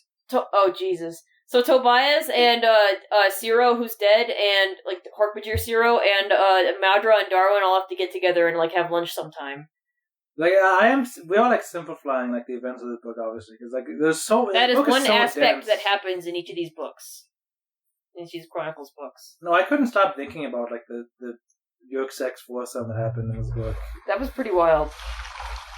Oh, also, one thing That wasn't very. you're probably gonna disagree, but I feel like it was implied that the Yeerks are not having sex. What? They Because freaking did in vitro. They're like, wait, this is icky. I'm just gonna let you have control for this part. Sorry, guys. Fast forward 6 months. I'm at the forward. clinic getting IVF, which because I just love you so much. I just can't control my human urges. Ooh, let me go under for the operation now. Yeah. Because I think it's icky and I don't like it. Would be gross, and it wouldn't be raised that way. The council seems very surprised that she had kids as a human controller. Yeah, because nobody else does that. Yeah, that's what I'm saying. Nobody else does that. Oh, you're saying that Yeerks don't routinely do that? Yeah, they're not like breeding. I imagine. What about that is surprising? This That one is only still like a few thousand Hork-Bajir, right? I'd imagine if the Yeerk could breed the Hork-Bajir that they would, right? Because they want them to breed more. So why can't they? I'd imagine maybe we don't really know how Hork-Bajir reproduce. Maybe they just do it by spores, for all we know. Well, one of them have 3 horns and one of them has 2 horns. Yeah, the spores come out of the horn, the extra horn, and so like the Yeerks can't control like how they breed. Yeah. We don't know. Wasn't that one of the classes? Sorry to all you E621 artists out there. And did you really cause your host bodies to reproduce? He demanded incredulously. Okay. Like, you know what? That can probably be interpreted as like, oh, you did this treasonous thing without asking us, but like, I don't know. His surprise there. I wouldn't be surprised if Yeerks make Hork-Bajir reproduce as much as they can. But not humans? They don't need to do it with humans at this time. I guess that's true. And also, it's a very different context. Like they caused them to reproduce because they loved each other, and and they're actively trying to keep these kids from being infested. So it's kind of the opposite of what they want. Yeah, all right, sure. That doesn't seem to confirm or deny anything, except that Yeerks, they want to stay separate from their hosts, which is interesting. Like that, the whole have no sympathy for the race you're conquering, but it's hard to, and they end up having it. and also the fact that like we've been shown that some Yeerks are like want to be like voluntary controllers, like the guy from the Cassie book where she turns into a Yeerk. Like, I wonder if this is one of those things where it's like in humans, like there are like like there are things that are natural, but like our society tells us not to do, and it's like I wonder if it's like natural for Yeerks to like kind of start to identify with their hosts and be sympathetic to them, but they're like conquesting like empire that they have right now is like trying to force them out of that. Yeah, I mean that makes sense. Yeah. Like when Essam was like, "No, this is a horrible like mission we have, and I'm not gonna be part of it." Yeah, because like Yeerks clearly have the ability to empathize in almost as good as humans, and it's interesting that like even Visser 1 can do that. But they're not even supposed to sympathize with their host, and that alone is considered treason. Yeah, well, like you wouldn't need to create a law if nobody would feel tempted to break it. So yeah, I mean, as it says, all of the Council of the 13 invoke their own rules. So true. To get there, it seems like this series is like kind of making the argument that like all of these alien species and humans aren't all that different from each other. Yeah, that's why I like it. Even though they're literally from seperate galaxies, it's pretty cool. Well, it would have been so much more boring if the Yeerks were just evil, only does the most evil thing in every situation. Only the Animorphs thought that. When she first discovers humans, and she's on a battlefield, like she keeps thinking, like, this is insane. These humans are fighting each other, and then she hops in the mind and is like, this mind has two halves, and it's like fighting with itself, and it's indecisive. That was trippy. When she first went into that guy's brain, she's like, wait, it's kind of like two different brains. Mm-hmm. And no other creature is like that. I have a question. Is that science accurate? Yes. Okay. I mean, I know there's two halves of the brain, but like, it can function I was actually just watching a video recently where apparently, like, some people who have epilepsy, they, sever the ties between the two halves of the brain, because it's literally just like a bundle of like nerves and neurons that's connecting the hemispheres, and like they do that like because it stops a lot of their seizures. But sometimes when it happens, like the two halves of the brain develop their own like personalities, because they can't connect to each other and like see each other as the same person. Brains are so weird. Brains are awesome. Back in like the old days, they just like cut out part of the brains. Like, oh, you're like. And yeah, a human can live with only one hemisphere. Like they've literally done that before. And like, would you like how? Say you cut off one person's like left hemisphere, and then you go back and cut off the right hemisphere instead. Like, how different were those two people? Would they be like totally different people? Maybe. I think so.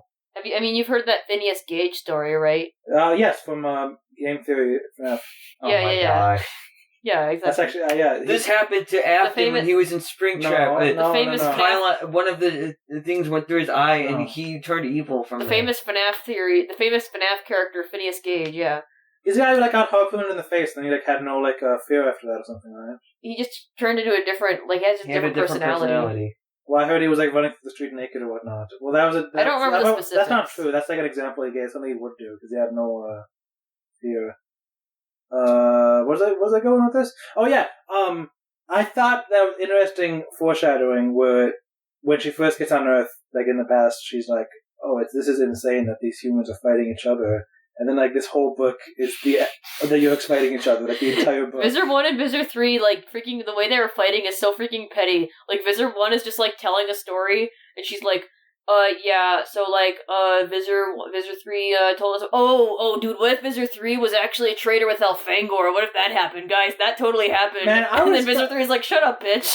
Yeah. The first like half of the book, I was starting to get annoyed. This whole book just going to be like them like making snide comments at each other. I saw Visser 3 and Elfangor kissing on the hooves. I saw it. Not even snide you comments. Guys. Just like, Visser 1 brings up something, and Visser 3 is like, yeah, well, like, here's Exhibit A, she's a traitor, and then he gives them a story that doesn't make any sense. And then they have like debunk it. Like, it was just like, this better not be like I hope this whole book isn't just like annoying like Phoenix Wright nonsense. Court drama, yeah. But it wasn't all that. It was mostly the story. Like, I wasn't getting annoyed at it, but I was just like, if this continues and the whole book is just court drama, I'm not gonna like that. Oh, but it wasn't. You know what's interesting? Visser 1, when she infests the guy at the war, she's like, dude, I'm the first human controller ever. Oh my god. She's wrong. But like, wouldn't Visser 3 have said, I infested a human and this is how I know this stuff? So did he lie? Maybe he did sit on this information for 7 years while he was on vacation and was like, yeah. Why would he lie, though? I don't know. Well, Why wouldn't Visser 1 know? How would he know that they're classified Well, species if he didn't know, like, anything about them? Well, he did know about them. I have He a infested question. Chapman, but did he just tell them a version of the story where he found out all the information without Yeah, that's what I'm infesting saying. Chapman? Yeah. I have a question, and maybe this is stupid. Was it Visser 3 who invested Chapman, or was it a different Yeerk who died or something? It was Visser 3, I believe. Like, are you sure about that? 'Cause I don't think that's likely. I'm just like trying to think like why it would make sense that The way that Visser 3 got, like, yeah, Visser 3 and another, so Visser 1 wasn't even the second human controller, because Visser 3, both Chapman and Lauren got infested They by, did? yeah, Visser 3 and, like, his friend, like, infested, how did Lauren get the Yeerk out? Elfangor, like, starved the Yeerk out of both of them, Oh. and then, like, I remember so he, they like, both both of the Yeerks died. no, because Visser 3 was the one in Chapman. Well, he didn't starve them both out then. He actually didn't, you're right. He was like, do you want to starve, or do you want to just get out, and I'll, freeze you, and then send you out into space, and maybe somebody will find you and unfreeze you, so it's your choice is to starve, and apparently starving is the worst thing ever. I thought that guy actually happened. I thought that wasn't Visser 3. I thought the guy actually did go out into space and die. That was a different one. That was the one that was in Lauren. The one that was in Lauren got put out into space, and then Elfangor was like, I didn't tell him that I'd put him near a star. And then the one that was in Chapman Oh, yeah. did not get starved out. That was how did he I'm get trying to out? remember. I think... I'm still No, he got out because he freaking, like, grabbed a Lauren's head and just shoved his ear up to him really fast before Lauren could react. And then he went in Lauren. That's not true, but it was like something like that, you know? So are you sure that Visser 3 Ellerin was knocked out? I should just look at the Wikipedia summary of this Just book. because the Animorph Chronicles is bad. No, it's good. I just shouldn't... It's kind of a complicated story. I like the memory dump concept and how like only Yeerks of like a lower rank are required to like record their memories for like It's future... so perfect. It's so corrupt in Yeah. a realistic way. It's awesome. And then I like how they're like, oh, how about Visser 1? You make a memory dump right now. And then she's like, oh, only if Visser 3 agrees to. And he's like, no. And they're like, well, okay. I don't need body cams. I'm a cop. Yeah. Yeah. Also, Visser 1 says there were over 100 death penalty exile offenses. Because I was like, what did she do that's treasonous? And it's like, oh yeah, that's right, killing other Yeerks is treasonous. And they do that every book. Yeah. And So you forget that like Visser 3 is not doing what he's supposed to. It's like how they get Al Capone on tax charges or whatever. Tax fraud. It's like they just decide, like, it's just like every Yeerk does treasonous stuff, and that's against the law, so the high priests can just decide to prosecute anyone they want at any time. And you can't even be powerful without doing the treason. Oh yeah, one part of this book was like, the whole trial was kind of set up, and they did not want to have Visser 1 be guilty. That was like a thing that... I thought that was like a turning point when Gareth went inside her brain or something. I don't know why that would be the turning point. So you're saying they were on her side the whole time? Well, no, if they weren't on her side, why would going in her brain change anything? Because then like when like there was like actual incriminating evidence, it was like, oh, Geoff just has to hope that I actually killed this 9-year-old human child, but it's not going to go how he wants it to. And then of course they say you're guilty. Oh yeah, so did the whole Council of 13, they were all watching it? Because I thought it was just Gareth watching her memories. It was just true. And only Gareth was watching. No, they were all watching. Gareth just was being a weirdo, and he was just standing around inside of her vagina and stuff. No, Gareth like went inside her brain, and no one else did. I think everyone saw the memory storage, but only Gareth did a live memory like inspection thing, and that only happened once in the book. Right. So they did the memory dump at the beginning, which everyone watched. Yeah. Then she said, okay, well, I'll only do a memory dump if Visser 3 does one. So they're like, okay, we're not doing another memory dump. Instead, we're going to have Gareth just go inside your brain and look at your memories. Yeah. They realized... So Gareth, I guess I was assuming that Gareth was the only one that was on Visser 1's side, and that's why he needed to defend her. No, I assume from the ending of the book is that the whole time the Council of 13 knew that they could not kill either Visser 3 or Visser 1 because they needed to like continue the stuff, and they just had to do the trial like for saving face. Although no, through the book. So why even bother? Actually, why does it matter whether she self-incriminates or not? Because they could just say, okay, well, whatever, you're guilty. Okay, you get to your death sentence is suspended. Whatever, go do what you want. I think they really didn't want to do that, and they only did one. Who else was there at the trial except for the Council of 13 and Visser 1 and Visser 3? If they were all on board with just keeping them both alive, then who would have cared? They weren't all on board. When I say council, I mean whoever actually makes the decisions within the council, who I think is one person. Excuse me? I don't assume that at all. We don't know enough about the Then Emperor. why is there one, like, Turbo Super 13? We can't even assume that Garroff is the Emperor. No, we can't. Yeah. But there's still one Emperor. Okay, why are we assuming that the Emperor is the only one that will make the final choice? Just he's the Emperor, right? Two people got mad and left. Well, he's the Emperor. Yeah, they must have some discussion, I guess.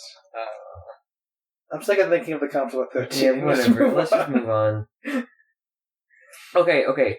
One note I had was, so does none of the, like, taxons, Hork-Bajir, and Geds, none of them have the sense of smell? That makes sense. Smells What? pretty stupid. Yes, they do. Where does it say I that? seeped down through the crack and found myself experiencing an entirely new sense. Mhm. Vague, strange, disturbing. No detail. It wasn't tied to specific visual or auditory memories. It seemed to be triggered whenever the human inhaled. Yes, Huh. that was it, to the human's breathing apparatus.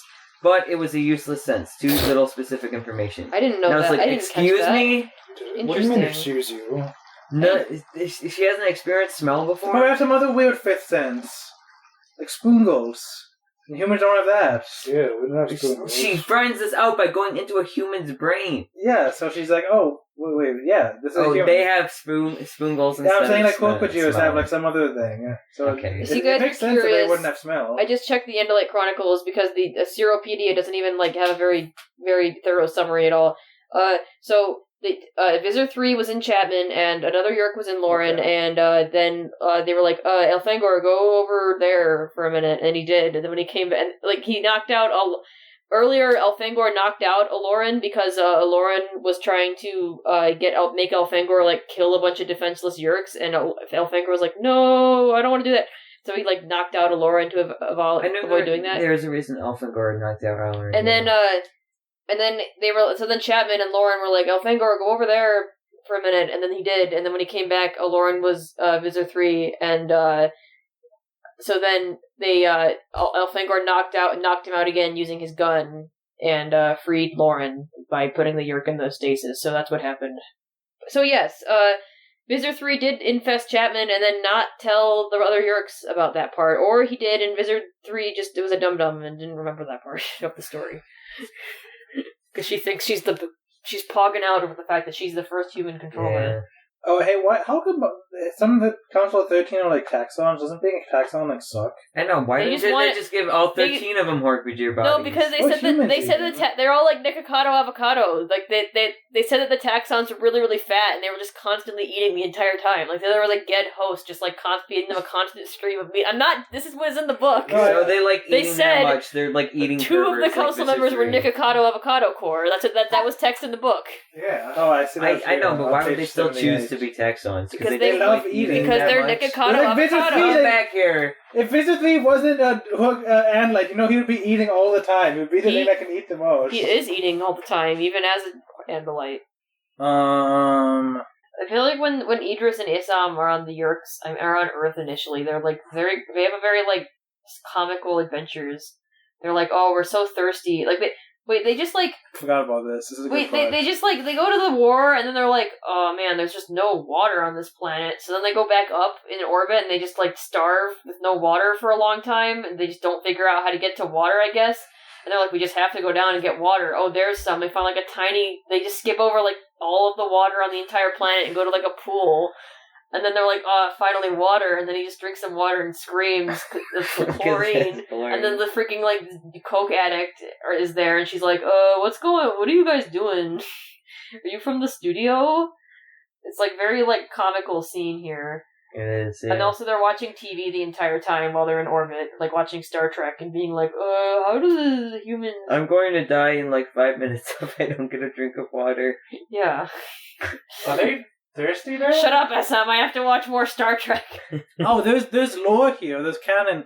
If a Yeerk out of its host touches chlorine, it could burn their slime coat, it says. Yeah. But like Visser 1 like goes through chlorinated water real quick, so yeah, she's fine. She doesn't know It that. says it could burn her slime coat, she said. You know, it's like hot sand. Like, So they have a slime coat confirmed. Yeah, they have a slime coat confirmed. What's his slime coat confirmed? It's from the what's that coat factory? It's like Burlington Coat Factory. They're like made of slime. What? It's like a coat from Burlington Coat Factory, but made of slime.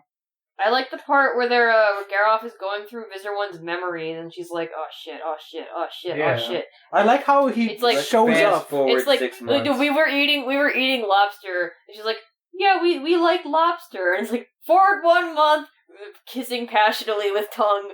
Humans forward 6 months, like, Dude. performing deep penetration on No, yeah, Isam's asshole. when he For 6 months, penetrating lobsters while kissing.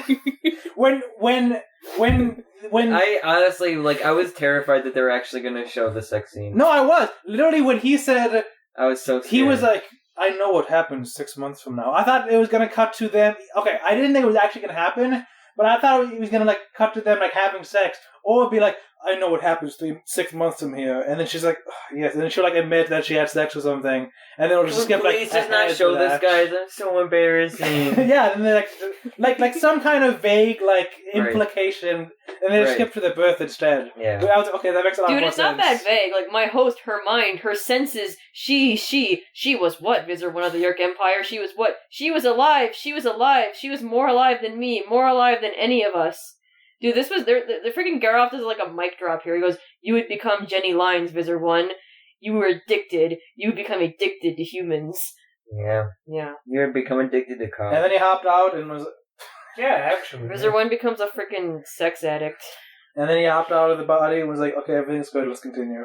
Looks squeaky clean to me. Do you guys... Oh, I forgot about this.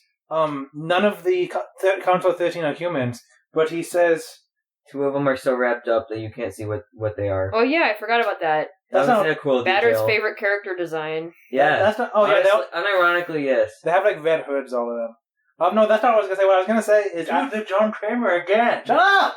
After the memory dump, he's like, "Oh, I've never been Buster, in a you're human like, before." Stir, why don't you have any notes on this book? And then Stir says a Because all note, of his and you're notes like, are like, "Oh, this shut up! reminds me of the movie Saw. This reminds me of this." Why do you think we have him here? It's for stuff like this. Yeah, honestly. Don't When I you was- remember the iconic, what was it, Anthrax detour? What I was gonna say was, he says "Oh, this is the first time I've actually experienced what it's like to be a human. I suspect all of the Council of 13 are gonna get some humans shipped here. We're gonna all be humans after And then they this." didn't for some reason. Well, it took a while. They wanted to finish their business first. Hey, they're all I mean, conservatives. even they all in the modern think day, that. they all don't want to be humans. What? How do you know that? Because none of the Council of 13 are humans. What if the ones that This are is like wrapped in in the, this shrouds is, are this is actually? this is like during the trial that she says this. Oh, okay. Or that one of the Listen, council things members- progress Oh, slowly. In politics, in bureaucracy, we've established this. These are all old farts. They don't want to get a new host. No, just it's because we discovered a new species. It's actually Visser 3 who says that. He says, because it's actually after the live memory. Because during the memory dump that everyone experiences, everyone can actually see and feel what she's feeling. Oh, so they need a free sample before they can actually decide So to everyone commit. felt childbirth that day. No, the childbirth was only the one guy, remember? That was only his. Yeah. Oh, he's definitely going to have a human woman now. He's gonna go He give skipped birth. straight to the sex Got a part. and taste was of like, it. Oh boy. No, I like how, I don't think we said this yet. When he was going through it, she was just experiencing her memories because he was going through it, and then suddenly during one of the memories, he was just there, sitting there, in her memory, Mm-hmm. and Yeah, she was she like, "This could makes see no him. sense. I'm in the past right now, but he's there in this situation I've seen before. This is not how memory works." And then he's like, "Hi, I'm here." The way it was absurd, insane. In my mind, I was back there years in the past, and here was a Hork-Bajir, a council member. I wonder if Capligate intentionally uses Marco's speech pattern here for Visser 1 because she's in Eva's mind, and I guess saying, "This is insane. Here we are doing this" is I genetic. noticed that with one part when Eva was talking. I'm like, she sounds like Marco. Yeah, I wonder if And I that's looked genetic. back. That in was this such a great universe. detail. So this is the part where Essem is in Lowenstein, I believe. And this host is aware of many human weaknesses and exploits them for his own purposes. People want to laugh, for example. They want to escape from reality of their lives and imagine themselves in unlikely situations. Oh, it's a Hollywood guy, yeah. They are suckers for a lot of teeth and long legs. Dude, yes! I had that note. What does I was that like, mean? this makes so much sense. Capelgate thinks that the most attractive thing is a Has large a lot amount of teeth. When has Like anyone 10,000. ever been like a lot of teeth? Everyone has the same number of teeth. Oh, a lot of teeth and long legs. I thought that was like some kind of weird like horror movie reference when you said like they're suckers for a lot of teeth and long legs. No, this I isn't was women. thinking this was like a woman, like a sexy thing. For those listeners who don't I remember, didn't understand that part. For those listeners who don't It's remember, a weird line. Yes. I will admit, Mustard, it is a weird line well, no, for because what it's trying to convey. there was in the past we make fun of this moment all the time. In 2 different books, it mentions the character Rachel having like a lot of teeth. And it's like, it says she has like 10,000, like exaggerating, 10,000 shiny bright white teeth. So it was a joke that she has a much teeth. But like, so now we know why she said that, because Capelgate thinks that a stereotypically attractive thing is a lot of teeth. Have you heard that before? I've heard like white, like clean, shiny, straight teeth. Yeah, like emphasizing the number of teeth is kind of weird. Yeah, like everyone has the same number of teeth, unless you like get molars or something, like or lose you them. get molars. You get like your wisdom teeth. Mustard's We find out looking that Mustard doesn't have molars, and he thought he would just. Mustard's get them looking at us with like his 10 teeth that he has. That's why I'm so ugly. No, that really, I like immediately was like, what do you? A lot of teeth? What do you mean a lot? Like that? It all clicked for me that Capelgate thinks that attractive people have like 10,000 teeth. Like she. Well, it just means like wide smiles, you know. Yeah, like a lot of teeth showing. That's not what it says though. It says a That's lot not of teeth. even. It's still not. Also, I know people don't like seeing. People do not like seeing your bottom teeth when you smile. Like maybe like Mr. Beast like thumbnails. I guess that's what that Well, is. so you're taking this way too literally. What? I always will take a lot of teeth. No, literally. I read this line specifically because I knew Mustard would get into an excited rant, and I just wanted that for him. Aw. I was very excited when I read that. I was like scrolling through my notes, like when do I get to the teeth part? I can't wait to talk about it. You remember the part in when Darwin shows up and she's like, I kept looking at him and I was seeing like a combination of Allison and Hildy, but like where was me? Like I kept looking at him trying to see a bit of me in him, and it's like, what was she looking for?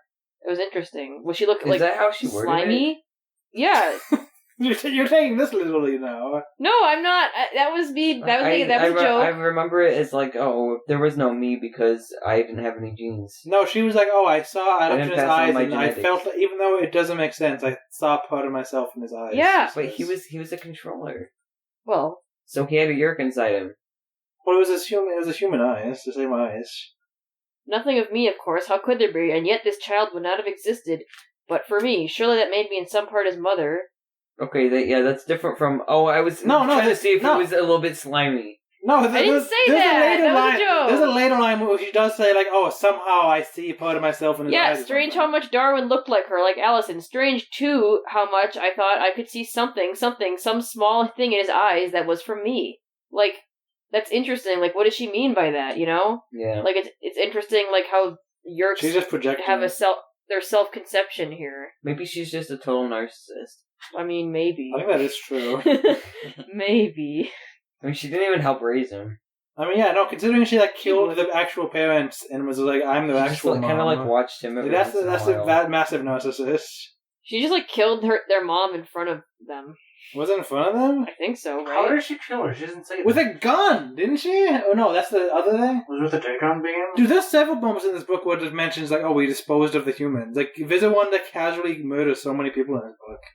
In Yeah. ways that I feel like we don't see in other Animals books with humans. Probably not, no. Like, this is a very dark book. Except for, like, in the first book where it was like, yeah, Cassie just, like, killed that guy that saw us.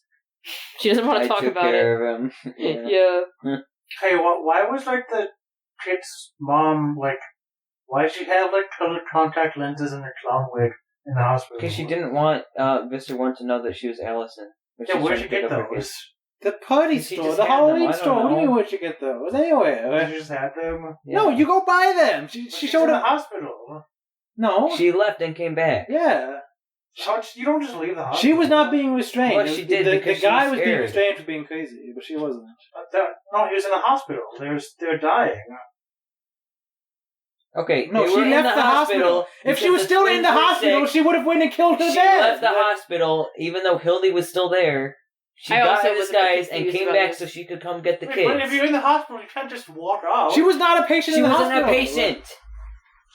What is she doing then? She Taking brought care of her the kids two who were twins. sick. I thought the guy was. No.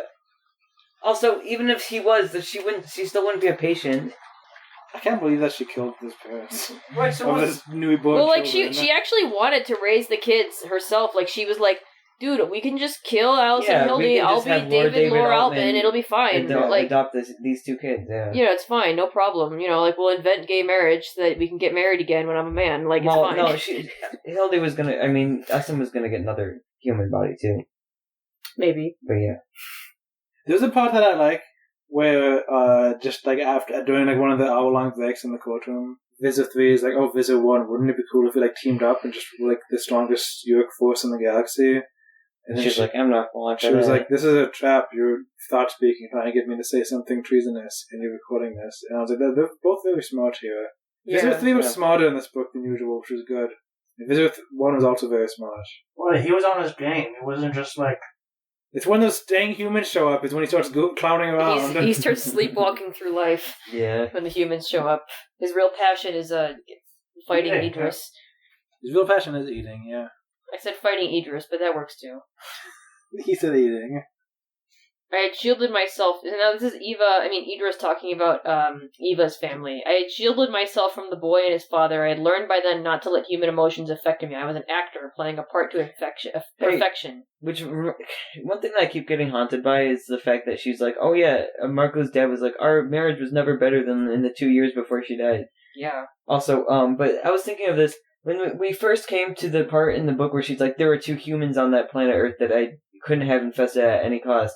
I was like, is she talking about Marco and his dad? Yeah, that's what I thought that too, and I was like, I "Is there feel something like I'm?" that was deliberately thrown in there as like a Probably. Well, but then I thought about red it more, herring. and I was like, "Oh, there's a part earlier in the book where I think it mentioned that she like hates Marco or something like that." And it does.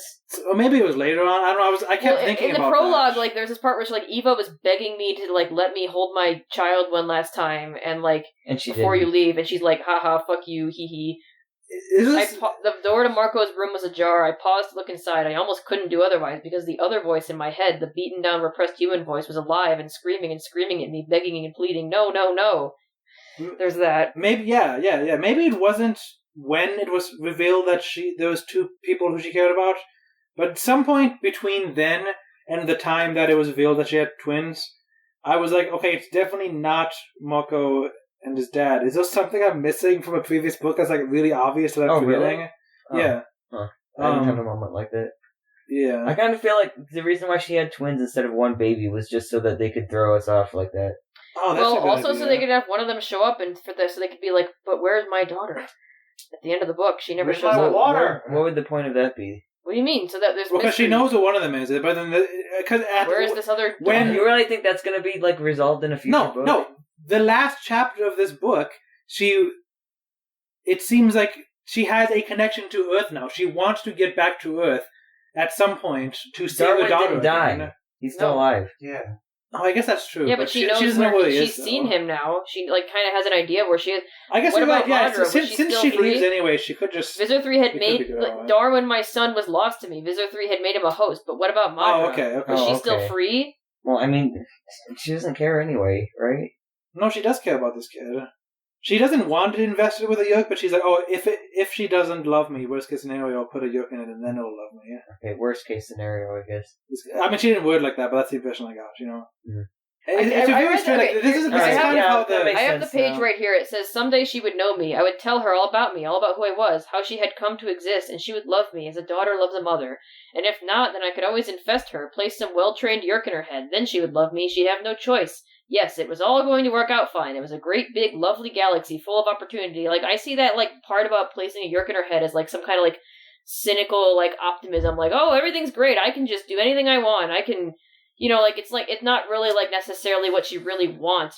What she really wants is a real connection with her daughter, but she's like, but I'm a Yeerk, and it's my job to infest people, so, like, I can really just infest her if I really want to, if she doesn't love me. So. Man, that passage was, like, so sickening when I I know. read it. I was Yeah. like, holy crap. Yeah. No, I saw What that if as like people Visser were- 1 like pushing down her like human self, so to speak, like her human part. Like, well, and if this human, human connection doesn't work out, I'll just be a Yeerk. I'll just push her down. It's fine. I'll be fine. I don't need my, Okay. emotional connection with people. Is that everything, Visser 1? Garoff asked. Everything, I thought. Everything but the years of missing Assam, missing Allison, regrets, rage, the thrill of seeing my power grow as my plan came to fruition, the impotent despair of watching my children from afar. Yeah, so Idris has been, like, spying on them somehow. Like, that is established, that she's been, like, watching them in some way. She's not, like, totally disconnected from them, except at some point she lost track of Madra, I guess, and Darwin. I guess so, yeah. when she had to become a leader and stuff. Yeah. So. I had taken this final host because, at least unconsciously, I wanted to know the life I could never really know. The love of a spouse, an equal, the love of a child, but none of it had ever really touched me. I'd had my fling with humanity. I was Yeerk once more. I was Visser 1. So she's like, she wanted to, like, connect with her new family some more, but, like, found that she couldn't, is how I interpret this. And similar with, like, she was like, maybe I still can have my fling with humanity if I meet my daughter. But if not, if I really am Yeerk once more, then I can just infest her. And there were some parts where I went back and forth on, like, feeling somewhat sympathetic for Visser 1. Like, when it's revealed that, like, when she, like, calls the Yeerk homeworld, and then he's like, oh, they're coming here, and then the husband is like, why did you do that? We can just raise these together. I'm gonna, like, go die now. Like, I'm like, did she, like, immediately regret calling them? And then, like, she says that passage where she's like, oh, I just thought I regretted stuff. But then, like, in the end, it's like, it doesn't seem like she regrets anything. It's very clear that she cares much more about your conquest than anything else. She doesn't? What are you talking about? Do you guys disagree with that? With what? By the end of the book, it seems like she cares much more about your conquest than actual... Yeah, That was always her but goal, kind of still because she like, has to. regrets. No, but it doesn't... I don't know. I think but when she killed those babies' parents, I just lost all sympathy for her. I think that's what happened. She only killed one of them, by the way. I mean, I guess she killed Essa. She only killed 2 out of the 4 parents, okay? I mean, I don't know. She could have done something to get the other guy out of, like, the crazy hospital and bring him back to his kids, and that never happened. She would have to, like, remove Yeerk parts from his brain. Yeah. Oh, is that why he was crazy? Yeah, that was also a crazy that was part. traumatic. She, like, Essam was trying to crawl out of him, and somehow, for some reason, when And you he, kill like, a half host died body, before he could... the Yeerk starts crawl dying out. too, and yet and, like, Idris is, like, just tries to yoink him out of his ear and, like, snaps him in half, so, like, parts of him are just still stuck in his brain. Did it say that's... All it said was, like, oh, now parts of his brain neurons are going through I thought he was parts of half Yeerk... dead. Or going through, like, parts of Yeerk body, but I don't think it ever said that that's why he's, like, becomes... I think the only reason he's crazy is because humans think he's crazy because he's talking about aliens. I never got the impression that it's, like, he doesn't seem crazy when he's talking to, like, he doesn't seem crazy at all when he's, like, talking, like, during the trial. He seems like a normal guy who's been, like, neglected by society, I feel like. Yeah, I guess so. But he does have a Yeerk in his, like, half of a dead Yeerk in his brain. Yeah, it disintegrates eventually. It's just Yeerk parts. Okay. Yeah, if you had, like, some slug in your brain, we'll just trying to go away after a while. As long as he didn't eat Don't oatmeal. worry about it. If he eats oatmeal, he replaces He just went to one of those, like, ear doctors, and they filmed one of those, like, satisfying videos of getting all the Yeerk out of your ear. Yeah. Oh yeah, but no. It's fine. One thing that it mentioned when she killed the guy during the school, the Yeerk controller, or whatever, is that like you said, when a controller dies, the Yeerk starts dying too, which I don't think has been said before. I feel like it's been implied. Because otherwise, like, the Animorphs wouldn't be doing all that much by just, like, slaughtering all these controllers. And also, she specifically says that it's very, very, very difficult for a Yeerk to leave the mind before the Death body dies. throes. Don't ask me why, but whatever. Before death reaches the Yeerk. I get why they want that from, like, a storytelling perspective, so But the from Yeerks a aren't just like, let me just realistic throw my host perspective, into yeah. danger, and then, like, let me just use my host as a transportation system to, like, jump 100 feet off this building, and then I'll just crawl out of the bottom. Like, they don't want that Yeerks to be... That would be too OP for the Yeerks, but, I'm not really sure how the host, like, getting getting, like, bleeding to death, like, causes the Yeerk to die too, but whatever. Because it shuts off the brain, and then the brain, like... I guess, is the Yeerk, like, relying on the brain delivering oxygen to them continuously to even survive, and they can't even when survive, someone dies, like, the 2 brain, seconds like, without expands, that? like, 20%. Like, immediately? Really? No, that's... I mean, that's not real. In the Animorphs universe, it does. Yes. Ooh, I'm too squished. Since the Yeerk that squishes into your literal, like, cavities. Oof, ouch, owie, it's too squishy in here. I'm kind of shocked that both of you believe that. I did not believe that. Oh. I believe that it might have happened like a day after you die, but not like freaking immediately, like your head explodes. Yeah. I don't know, maybe the Yeerk's like, your brain is delivering oxygen to the Yeerk, and the Yeerk, it turns out, can only survive without oxygen for like 0.5 seconds or something. No. I don't know. Oh, I really like this line. Hey, what is that sound? Eva laughed. Oh, I know. It's the jaws of a trap snapping shut. It's like, yeah, Got that's him. something Marco would totally say. Oh, I know. It's the jaws I of was, a trap. as I was reading this, I was wondering if one of the twists was going to be that Marco's mom was a voluntary host. Marco's mom was secretly Marco. No, I kept expecting Marco's mom to like secretly have been like a voluntary host, like over and over Why? again. Really? Partly because But she's like screaming and I crying. hate my son and husband. no, She's screaming and crying at the big freaking first page. to Yeah. have started as a voluntary host. Oh, okay. Um, because of the sharing thing. The first time I thought it, I think, was when she said the thing about I have two humans here, and I was like, I wonder if somehow Marco's mom made some deal, like, oh, you confess me, just don't hurt my son and my husband or something. Like that's one thought I had. But then also, like, when she started the sharing, I was like, oh, this is where Marco's mom's going to come in. It's going to be like the first Does it sharing explain person. exactly where she finds Marco's mom? No, it doesn't. I guess at like a sailing meetup or something. I don't know. I need someone who's really good at selling to start the invasion. No, she That girl right there- detector to find the most OP human being That ever. woman right there has like extraordinary Wait, oh, abilities. beep, beep, beep, beep, beep. Oh, her power level is over 9,000. Yeah, exactly. It's really funny how, like, in the main series, the Animorphs are like, yeah, the sharing is like, typical summer camp stuff. Nobody would ever have suspected of being weird. And then in this book, is like, Visser yeah, 3 it's is a cult. Visser 1 is like, I researched cults for 7 years to create the cultiest cult of all time. Well, she doesn't say just cult. She's, I studied every, like, powerful leader who was really helping. I was like, she was definitely, like, studying, like, Hitler and stuff. Yeah. Yeah.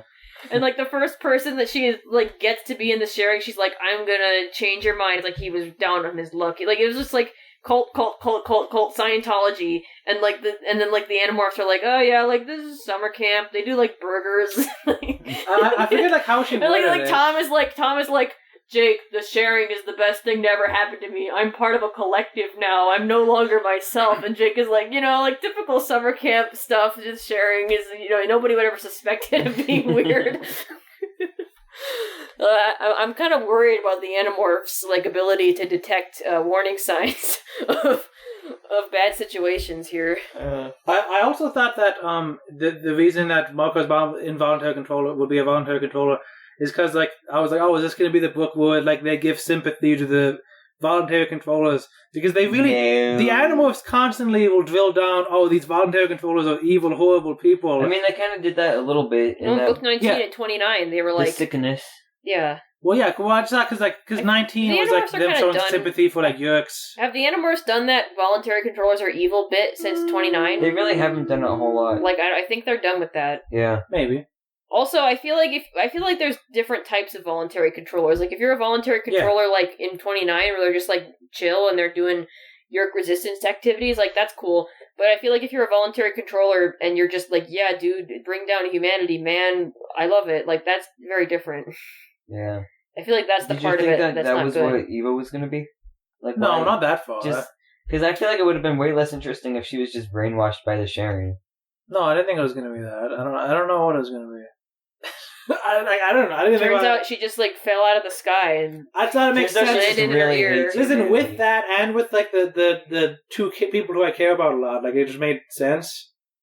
I don't know. and by the way, Marco added, if you ever get to thinking we can't contact the Council of 13, guess again. Not all your fellow Yeerks are loyal. Yeah, was that referring to a specific Yeerk that she knows, or what? I think it I was kind of referring thought he to was the just peace bluffing. movement. Oh. The Yeerk peace movement. Like, yeah, but your peace movement Elim isn't and with the stuff. Council of 13.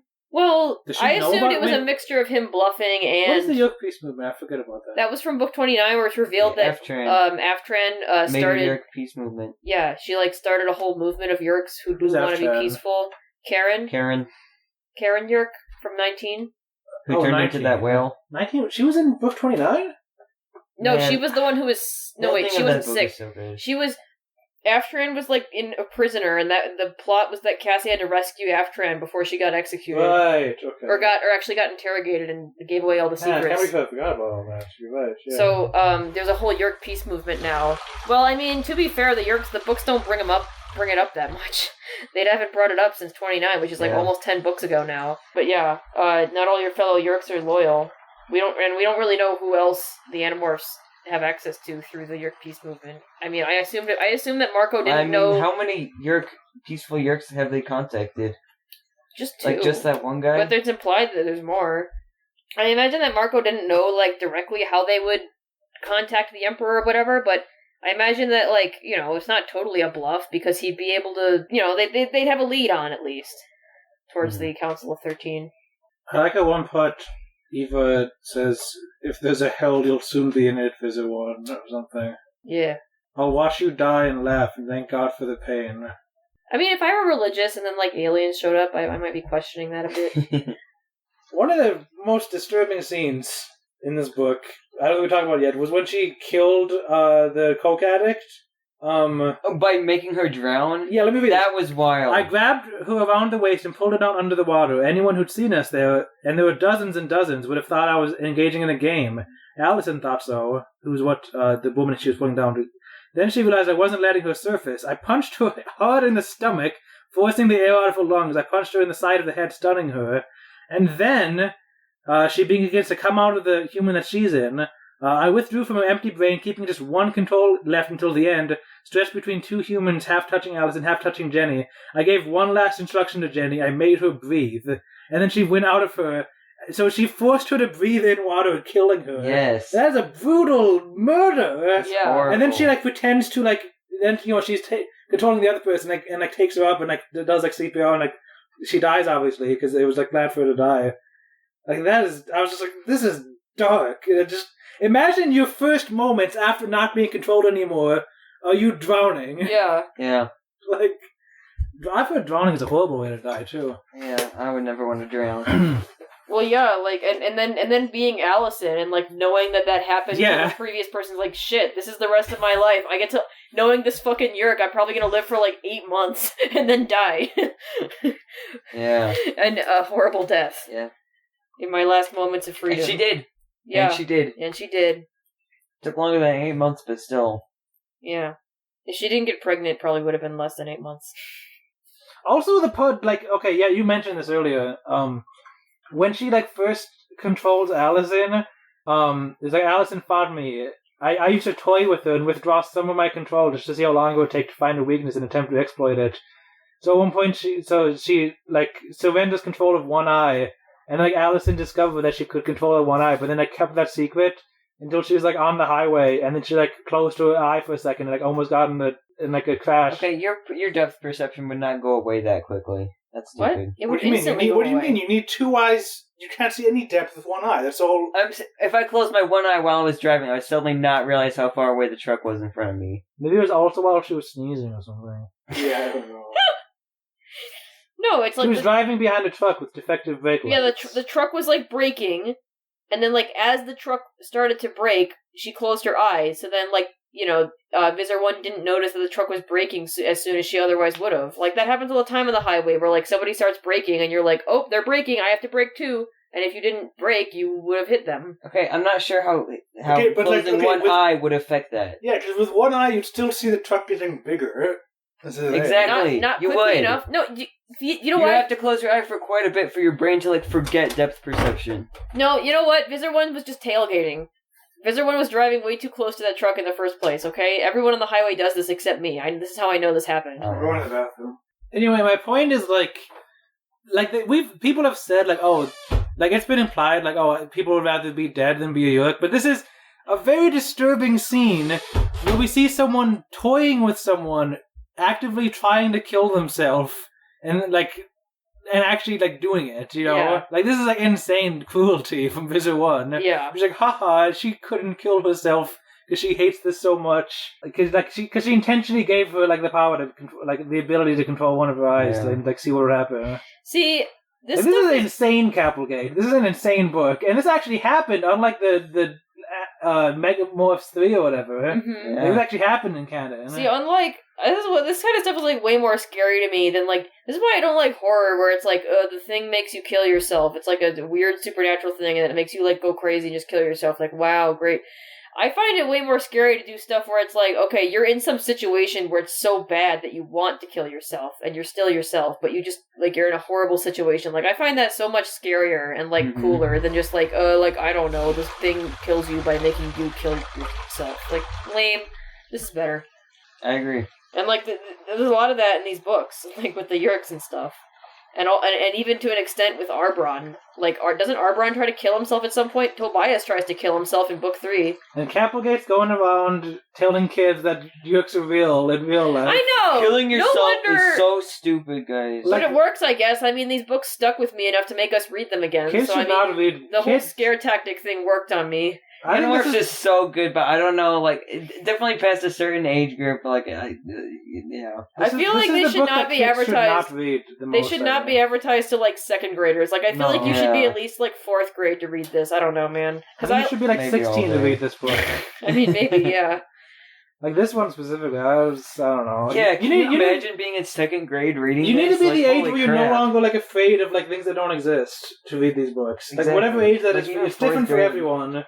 Yeah. Whatever age you are, you're not like having you need to have a firm grasp on reality, okay? Yes. Because these books try to and there's a lot of kid stuff that does that, where it's like, this thing your parents say is not real, but it is, and we can't explain how it's real, but like, what are you gonna do? You don't freaking know the scientific method, you're 7. Like, it's real, you're afraid of it now, thanks, bye, movie's over. Yeah. Like, there's a lot of kid stuff that does that. I highlighted this sentence and just wrote great sentence. The pain in my shoulder was shocking, like an electric shock. Yeah, that's something I thought about. It's like, okay, yeah, what else? Like, there's no other way you could have worded that. It was shocking, funny. Like a shock. That's so funny. I didn't notice that. No, wow. I very much noticed that. I forgot about it because I was taking notes. I was freaking driving. It's interesting that in this book, Marco's mom is like, listen, my husband has to move on, Marco, okay? Just like she seems totally like, okay, yes, I'm probably not going to ever come back. Yeah, she's really like accepted the fact. Yeah, and it's so depressing because this was right after the book where Marco's dad gets remarried, so you just know that things aren't going to end up okay, and you know that Eva can't ever go back. And I remember part of so close when Marco finally hears his mom calling. And that's right, he got the call like right after getting back from the wedding or whatever, right? Like, it's interesting that like, I remember part of the conflict in the previous book is like, oh, would Marco's real mom be okay with this? And then in this book she's like, yeah, he has to move on. Yeah. It's kind of interesting that was in this book and not like that one, but like, hey Marco, I'm your still alive mom, soon to be dead. You got to move on. This book's so dark. And then, like, Eva's like, no, you kill her. You can't send her to this other planet. Kill her. Yeah. Are we gonna talk about when she, like, is told to, like, kill, like, a 9-year-old? Because that... What else do you have to say about that? I don't know. We just didn't talk about it in detail. I just don't have to. But again, imagine reading this when you're 9. That whole section, I just, like, sent to, like, a group chat of, like, people who haven't read Animorphs. And it's like, I just sent... For spoiler reasons, I censored like the word human, any of the names, any of the alien names, and we're just like, look how insane Animorphs gets. And it was like, no, I don't love this child. And then it was like, okay, prove it. Use a revolver, shoot it in the heart. Not even a drink of it. They gave her a human gun. Just it was like more bloody, I guess. Just so that he would like bleed to death instead of like vaporizing, I guess. Right, yeah. A single bullet, Visser 1, show us. Prove us you care nothing for this human child. How did people react to it? One person just said, sweet lord. No one else said anything else. Wow. I like that this book brought up the clever potion to destroy human free will, as Visser 1 brings it up to be like, wow, Visser 3, you're so stupid. You tried to make a morphing ray that it didn't work. You tried to make this anti-thing. You're stupid. They also mentioned like the failed shark project on Earth or whatever it was. That Visser Yeah, One that did. too. Sounds as if he's been spending time with Helmicrons. Oh, dude, Oh that yeah, was epic. Helmicron mentioned. Helmicron mentioned. This book doesn't even have any like ads in the end of it. It's just too serious. Oh, Well, does it it? is a hardcover. I don't think any of us actually read It the just goes, hardcover oh, book. nothing at all, Visser, not a thing, and that's it. I'm very happy to own this book on a physical copy. 'Cause like I said, I like it more than That's an awesome Animal book. Chronicles. Yeah, I'm jealous. Now, this is one that you could not read, I don't think, without knowing Animorphs. No. Yeah, Because you would be completely Of all lost. the Animorphs books, this one was like the least friendly to like new viewers, new readers. I mean, especially because it didn't say like, oh, there are these characters called the Yeerks and they infest humans like it does in every other book. I'm more like even Andalite Chronicles. I feel like you can just like read it and just like treat it as like a sci-fi book. But this one is like very entwined with the Animorphs series, despite like the Animorphs not really being in it except in one scene. X got to fight 1-on-1 with Mr. 3. That was kind of epic. Oh, and Cassie is morphed as a polar bear. I also felt like that was kind of like supposed to be a red herring where you're like, oh my gosh, that's Marco, because I associate the polar bear morph with Marco. Marco's the gorilla. Well, and then Marco came in later and you're like, oh, that's Marco, and then he like punches her. I have a question for someone. That was so cool the way that was revealed. Like, oh, there's my He's son. like, is this what you Punch. wanted? Fuck you. I think I read Polar Bear and I just tune out because it reminds me of the worst Animorphs book. I really liked how Marco interacted with Visser 1 in this book. Oh, I like the part where there's just one sentence during the fight with the actual Animorphs. It just says, one of the Taxon Council members became so excited he ate the head of a passing Gad attendant in a single bite. Yeah. That's what happens when you watch a good fight. Yeah, they all just, every time there's a fight, the council members all just start Like, freaking like throwing yeah. popcorn around and cheering. I mean, yeah, They because loved it. for anyone who forgot who's this thing, they are holograms. They're just not a bunch of actually, normies. they're watching via hologram. Oh yeah, you infested me at random. So this is Eva talking. So you believe, but I believe in higher powers, Yeerk. I believe I was taken so that my son would grow strong and wise and someday destroy you. So I guess that's Eva, like, purposefully saying the thing that I said as a joke earlier. What, that she's believes in- religious? No, she believes that, like, her being taken as this host is, like, the reason why Marco is, like, strong enough to defeat Visser 1. I forgot about that. I remember that sentence, but I forgot that was the second part of No. it. And then there's this silly line. Marco stood up, but even standing, he was only a little taller than me sitting. Like, okay, Marco's short, but he's not that short. I pictured Maybe she's Eva a as tall being woman. pretty short, you know? Yeah, Okay, I then. mean, I didn't imagine Eva as being that tall either. I pictured Eva as being like 5'1" for some reason. I pictured her being very tall, like 8'6" or something. I like the idea of like the really, really, really intimidating like Visser 1 being like a 5'1" little woman with extraordinary abilities. Oh, dude, Big booty. did we mention No. the reason? Did we mention the reason why Visser 1 can't tell the Yeerks where the Animorphs are? She doesn't want to. Because she wants Visser 3 to look bad. No. It's because Marco was like, oh, if we ever get taken prisoner, the Yeerks will have a memory, and then they'll be like, they'll see that you were like, oh, hey, please, We'll Animorphs, rat come you out. help me. Oh, yeah. So then, like, that's why the Animorphs are safe. Man. Another, like, random reveal that was in this book that maybe was brought up before, but I didn't realize. Visser 3 wants just, like, all-out war on Earth. He doesn't want any of this nonsense infestation. He's like, go up there with guns, shoot them, and grab them and infest them. Yeah, You I can't like do that that. more because it makes it more sense as to why he acts so stupid in the other books. Yeah. Because he, like, doesn't get what Visser 1 is trying to do at all. Yeah, he's like, yeah. I'm surprised this hasn't been mentioned until this book, you know? Because nobody's in Visser 3 said that way. I would think he can maybe, like, say something out loud or something. Like I said, like, I'm surprised this book is so late in the series, I guess, more so. Or that the stuff that is revealed in this book isn't revealed until now. I don't think it's bad. I'm just like, there's so much, like, kind of, like, just basic background stuff. I was like, oh, I didn't realize Visser 1 did all this. She was, like, first introduced in, like, book 5. Yeah. So, yeah, the Andalites are assembling a massive fleet Guys. in orbit around their home world, but the Yeerks don't know whether they're sending it to Earth or the Anadi world. So that's exciting. I was like, okay, we're, like, going into the final, like, the Andalites are finally gonna come. Yeah, Now, I'm surprised. it did say, like, the Andalites will have a fleet prepared within, what you said, 2 months or something? A few months? It didn't say they were going to actually launch it, because then right after they say that, they're like, oh, but they will take a long time, like, they're very, like, slow to commit to stuff. Mm-hmm. So I was under the impression we have no idea when they'll actually come. They have a fleet ready within a few months, but we're not. It's not guaranteed they're actually going to come immediately. Yeah, I'm sure the next 40 books are not gonna focus on this at all. But I'm excited anyway. I'm just as excited as Visser 1. There's an end point. Yeah, so I like how the reason they couldn't kill Visser 1 is because if Visser 3 became in power, he would just launch an all-out war on humans. And the Yeerk Empire is still convinced that that's a bad idea. Where's Visser 2 Yeah. Because there was this whole theme, this long ongoing theme in the book that humans, the question of whether humans would all just submit to being enslaved by the Yeerks, or whether they would have to be taken by force. And it seems like something they kind of go back and forth on, just based on what hosts that SM and Edris have taken over. Because the first guy was this, he was kind of drawn into a war that he didn't want to fight for, and he was just kind of whatever, kind of passive, and he cared about his family. But Alice and Kim and Eva were really determined, and they'd be way harder to subjugate. They would never give in. And I think there's that whole section where it's oh, you wouldn't kill your mom, and then Marco's yeah, I would. Classic Marco. He's always saying that.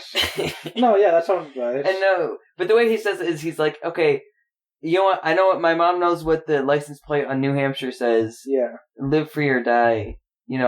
That's what humans believe in. That was a cool moment. She would rather die than this is something we agree on, even though we've never talked about it before. Mm-hmm. I know that she would be totally willing to just give herself up and die just to get rid of you. So I like how Mako finally talked to his mom in this book. Yeah. He hasn't done that since first time in years. Yeah, years. It's a touching moment, years before the series even started. And it's all gotta be oh, we gotta negotiate for the future of Eris. What a sad book. It's not even I like how they were one of them animals was well, we might prefer Visser 3 being in control because he's a bumbling idiot clown.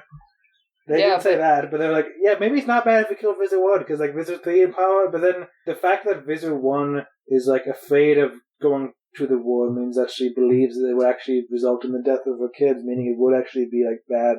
Yeah. Yeah. The Yeerks would be successful. Or at least kill a lot of humans. She's literally just trying to make the conquest of Earth, not take that long. Be, less effective. Yeah.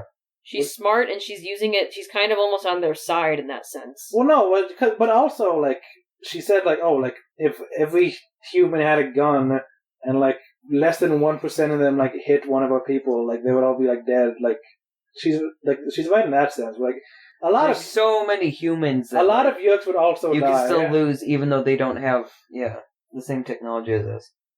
Part of what makes Visser 1's character so scary in this book is Visser 3 kills a lot of humans, but it's always just out of rage or anger or something. There's so many deaths in this book where Visser 1 is cold calculating, killing someone, and it's she doesn't care. Very disturbing scenes. She doesn't even care. The drowning scene, even stuff the car crash where she's always just killing people. And the first voluntary host that they got from the sharing, it just says we disposed of him. I assume that means she killed him. Yeah. So it's just they're just so casually just killing people for nothing. It's a very disturbing book. All right. But I'm done now. Me too. I said everything I wanted to.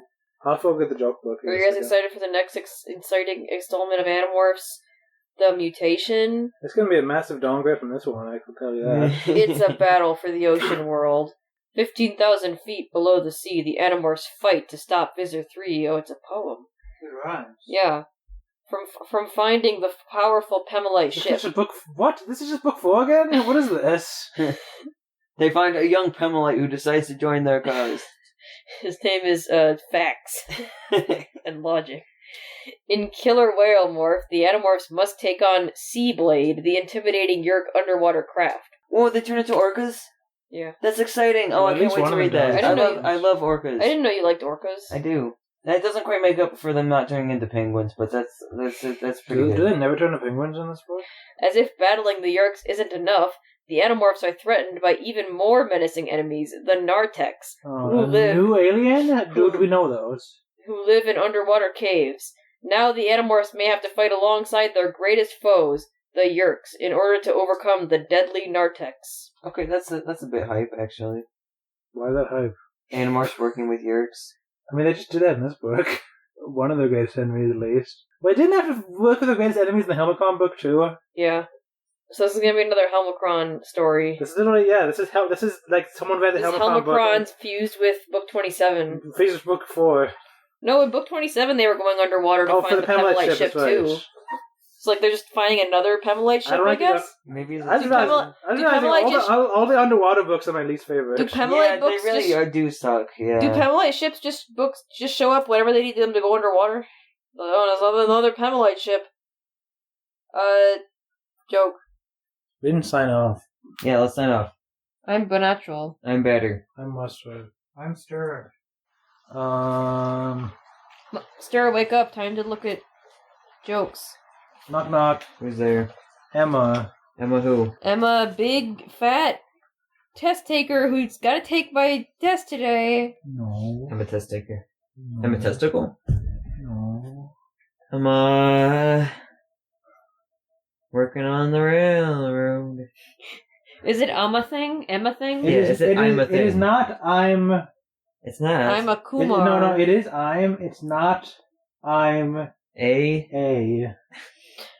I'm a fire in my laser. No, it's I'm and then something that starts with A. Wait, what? I'm a Star Wars. No. What did you just? What did I just say? Okay, verbs that start with the letter A. Let's go. I'm doing a bunch of I'm references assaulting right now. someone. It's not a verb. It's an I'm assaulting adjective. someone. Quote Visser 1, this book. It's an adjective. I'm a really smart kid. I'm.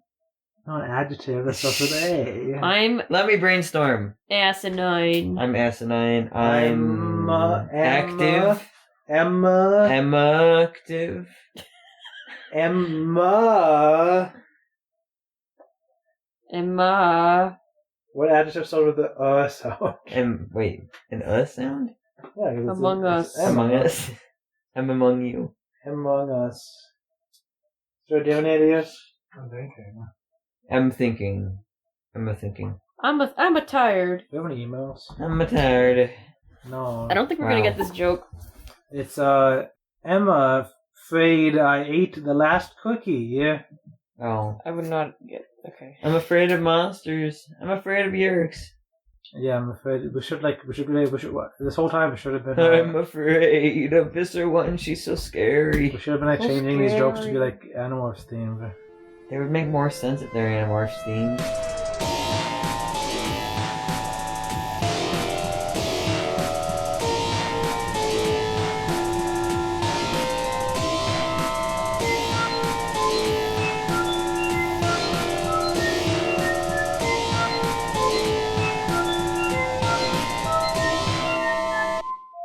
Sometimes I like to smell my beard after a really good meal. No, I don't.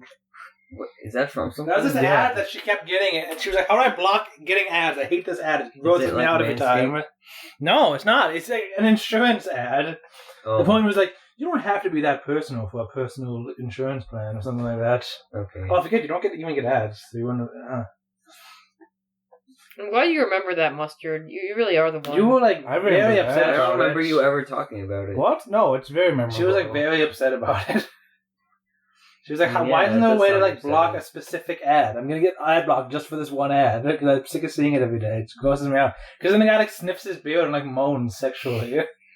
Arguably, I don't think that's the intended interpretation, but it's very strange regardless. Yeah. Mm. And all the comments were like, "This is the grossest ad I've ever seen. I hate seeing it." Oh, really? I never looked at the comments of the Yeah. ad. That's funny. He like grabs his beard and like shoves it in his nose. He doesn't moan. I don't think He moans. kind of does. He has a very satisfied look on his face. That's Yeah. what Hold on, I I have to like. I'm thirsty. Where's my water bottle?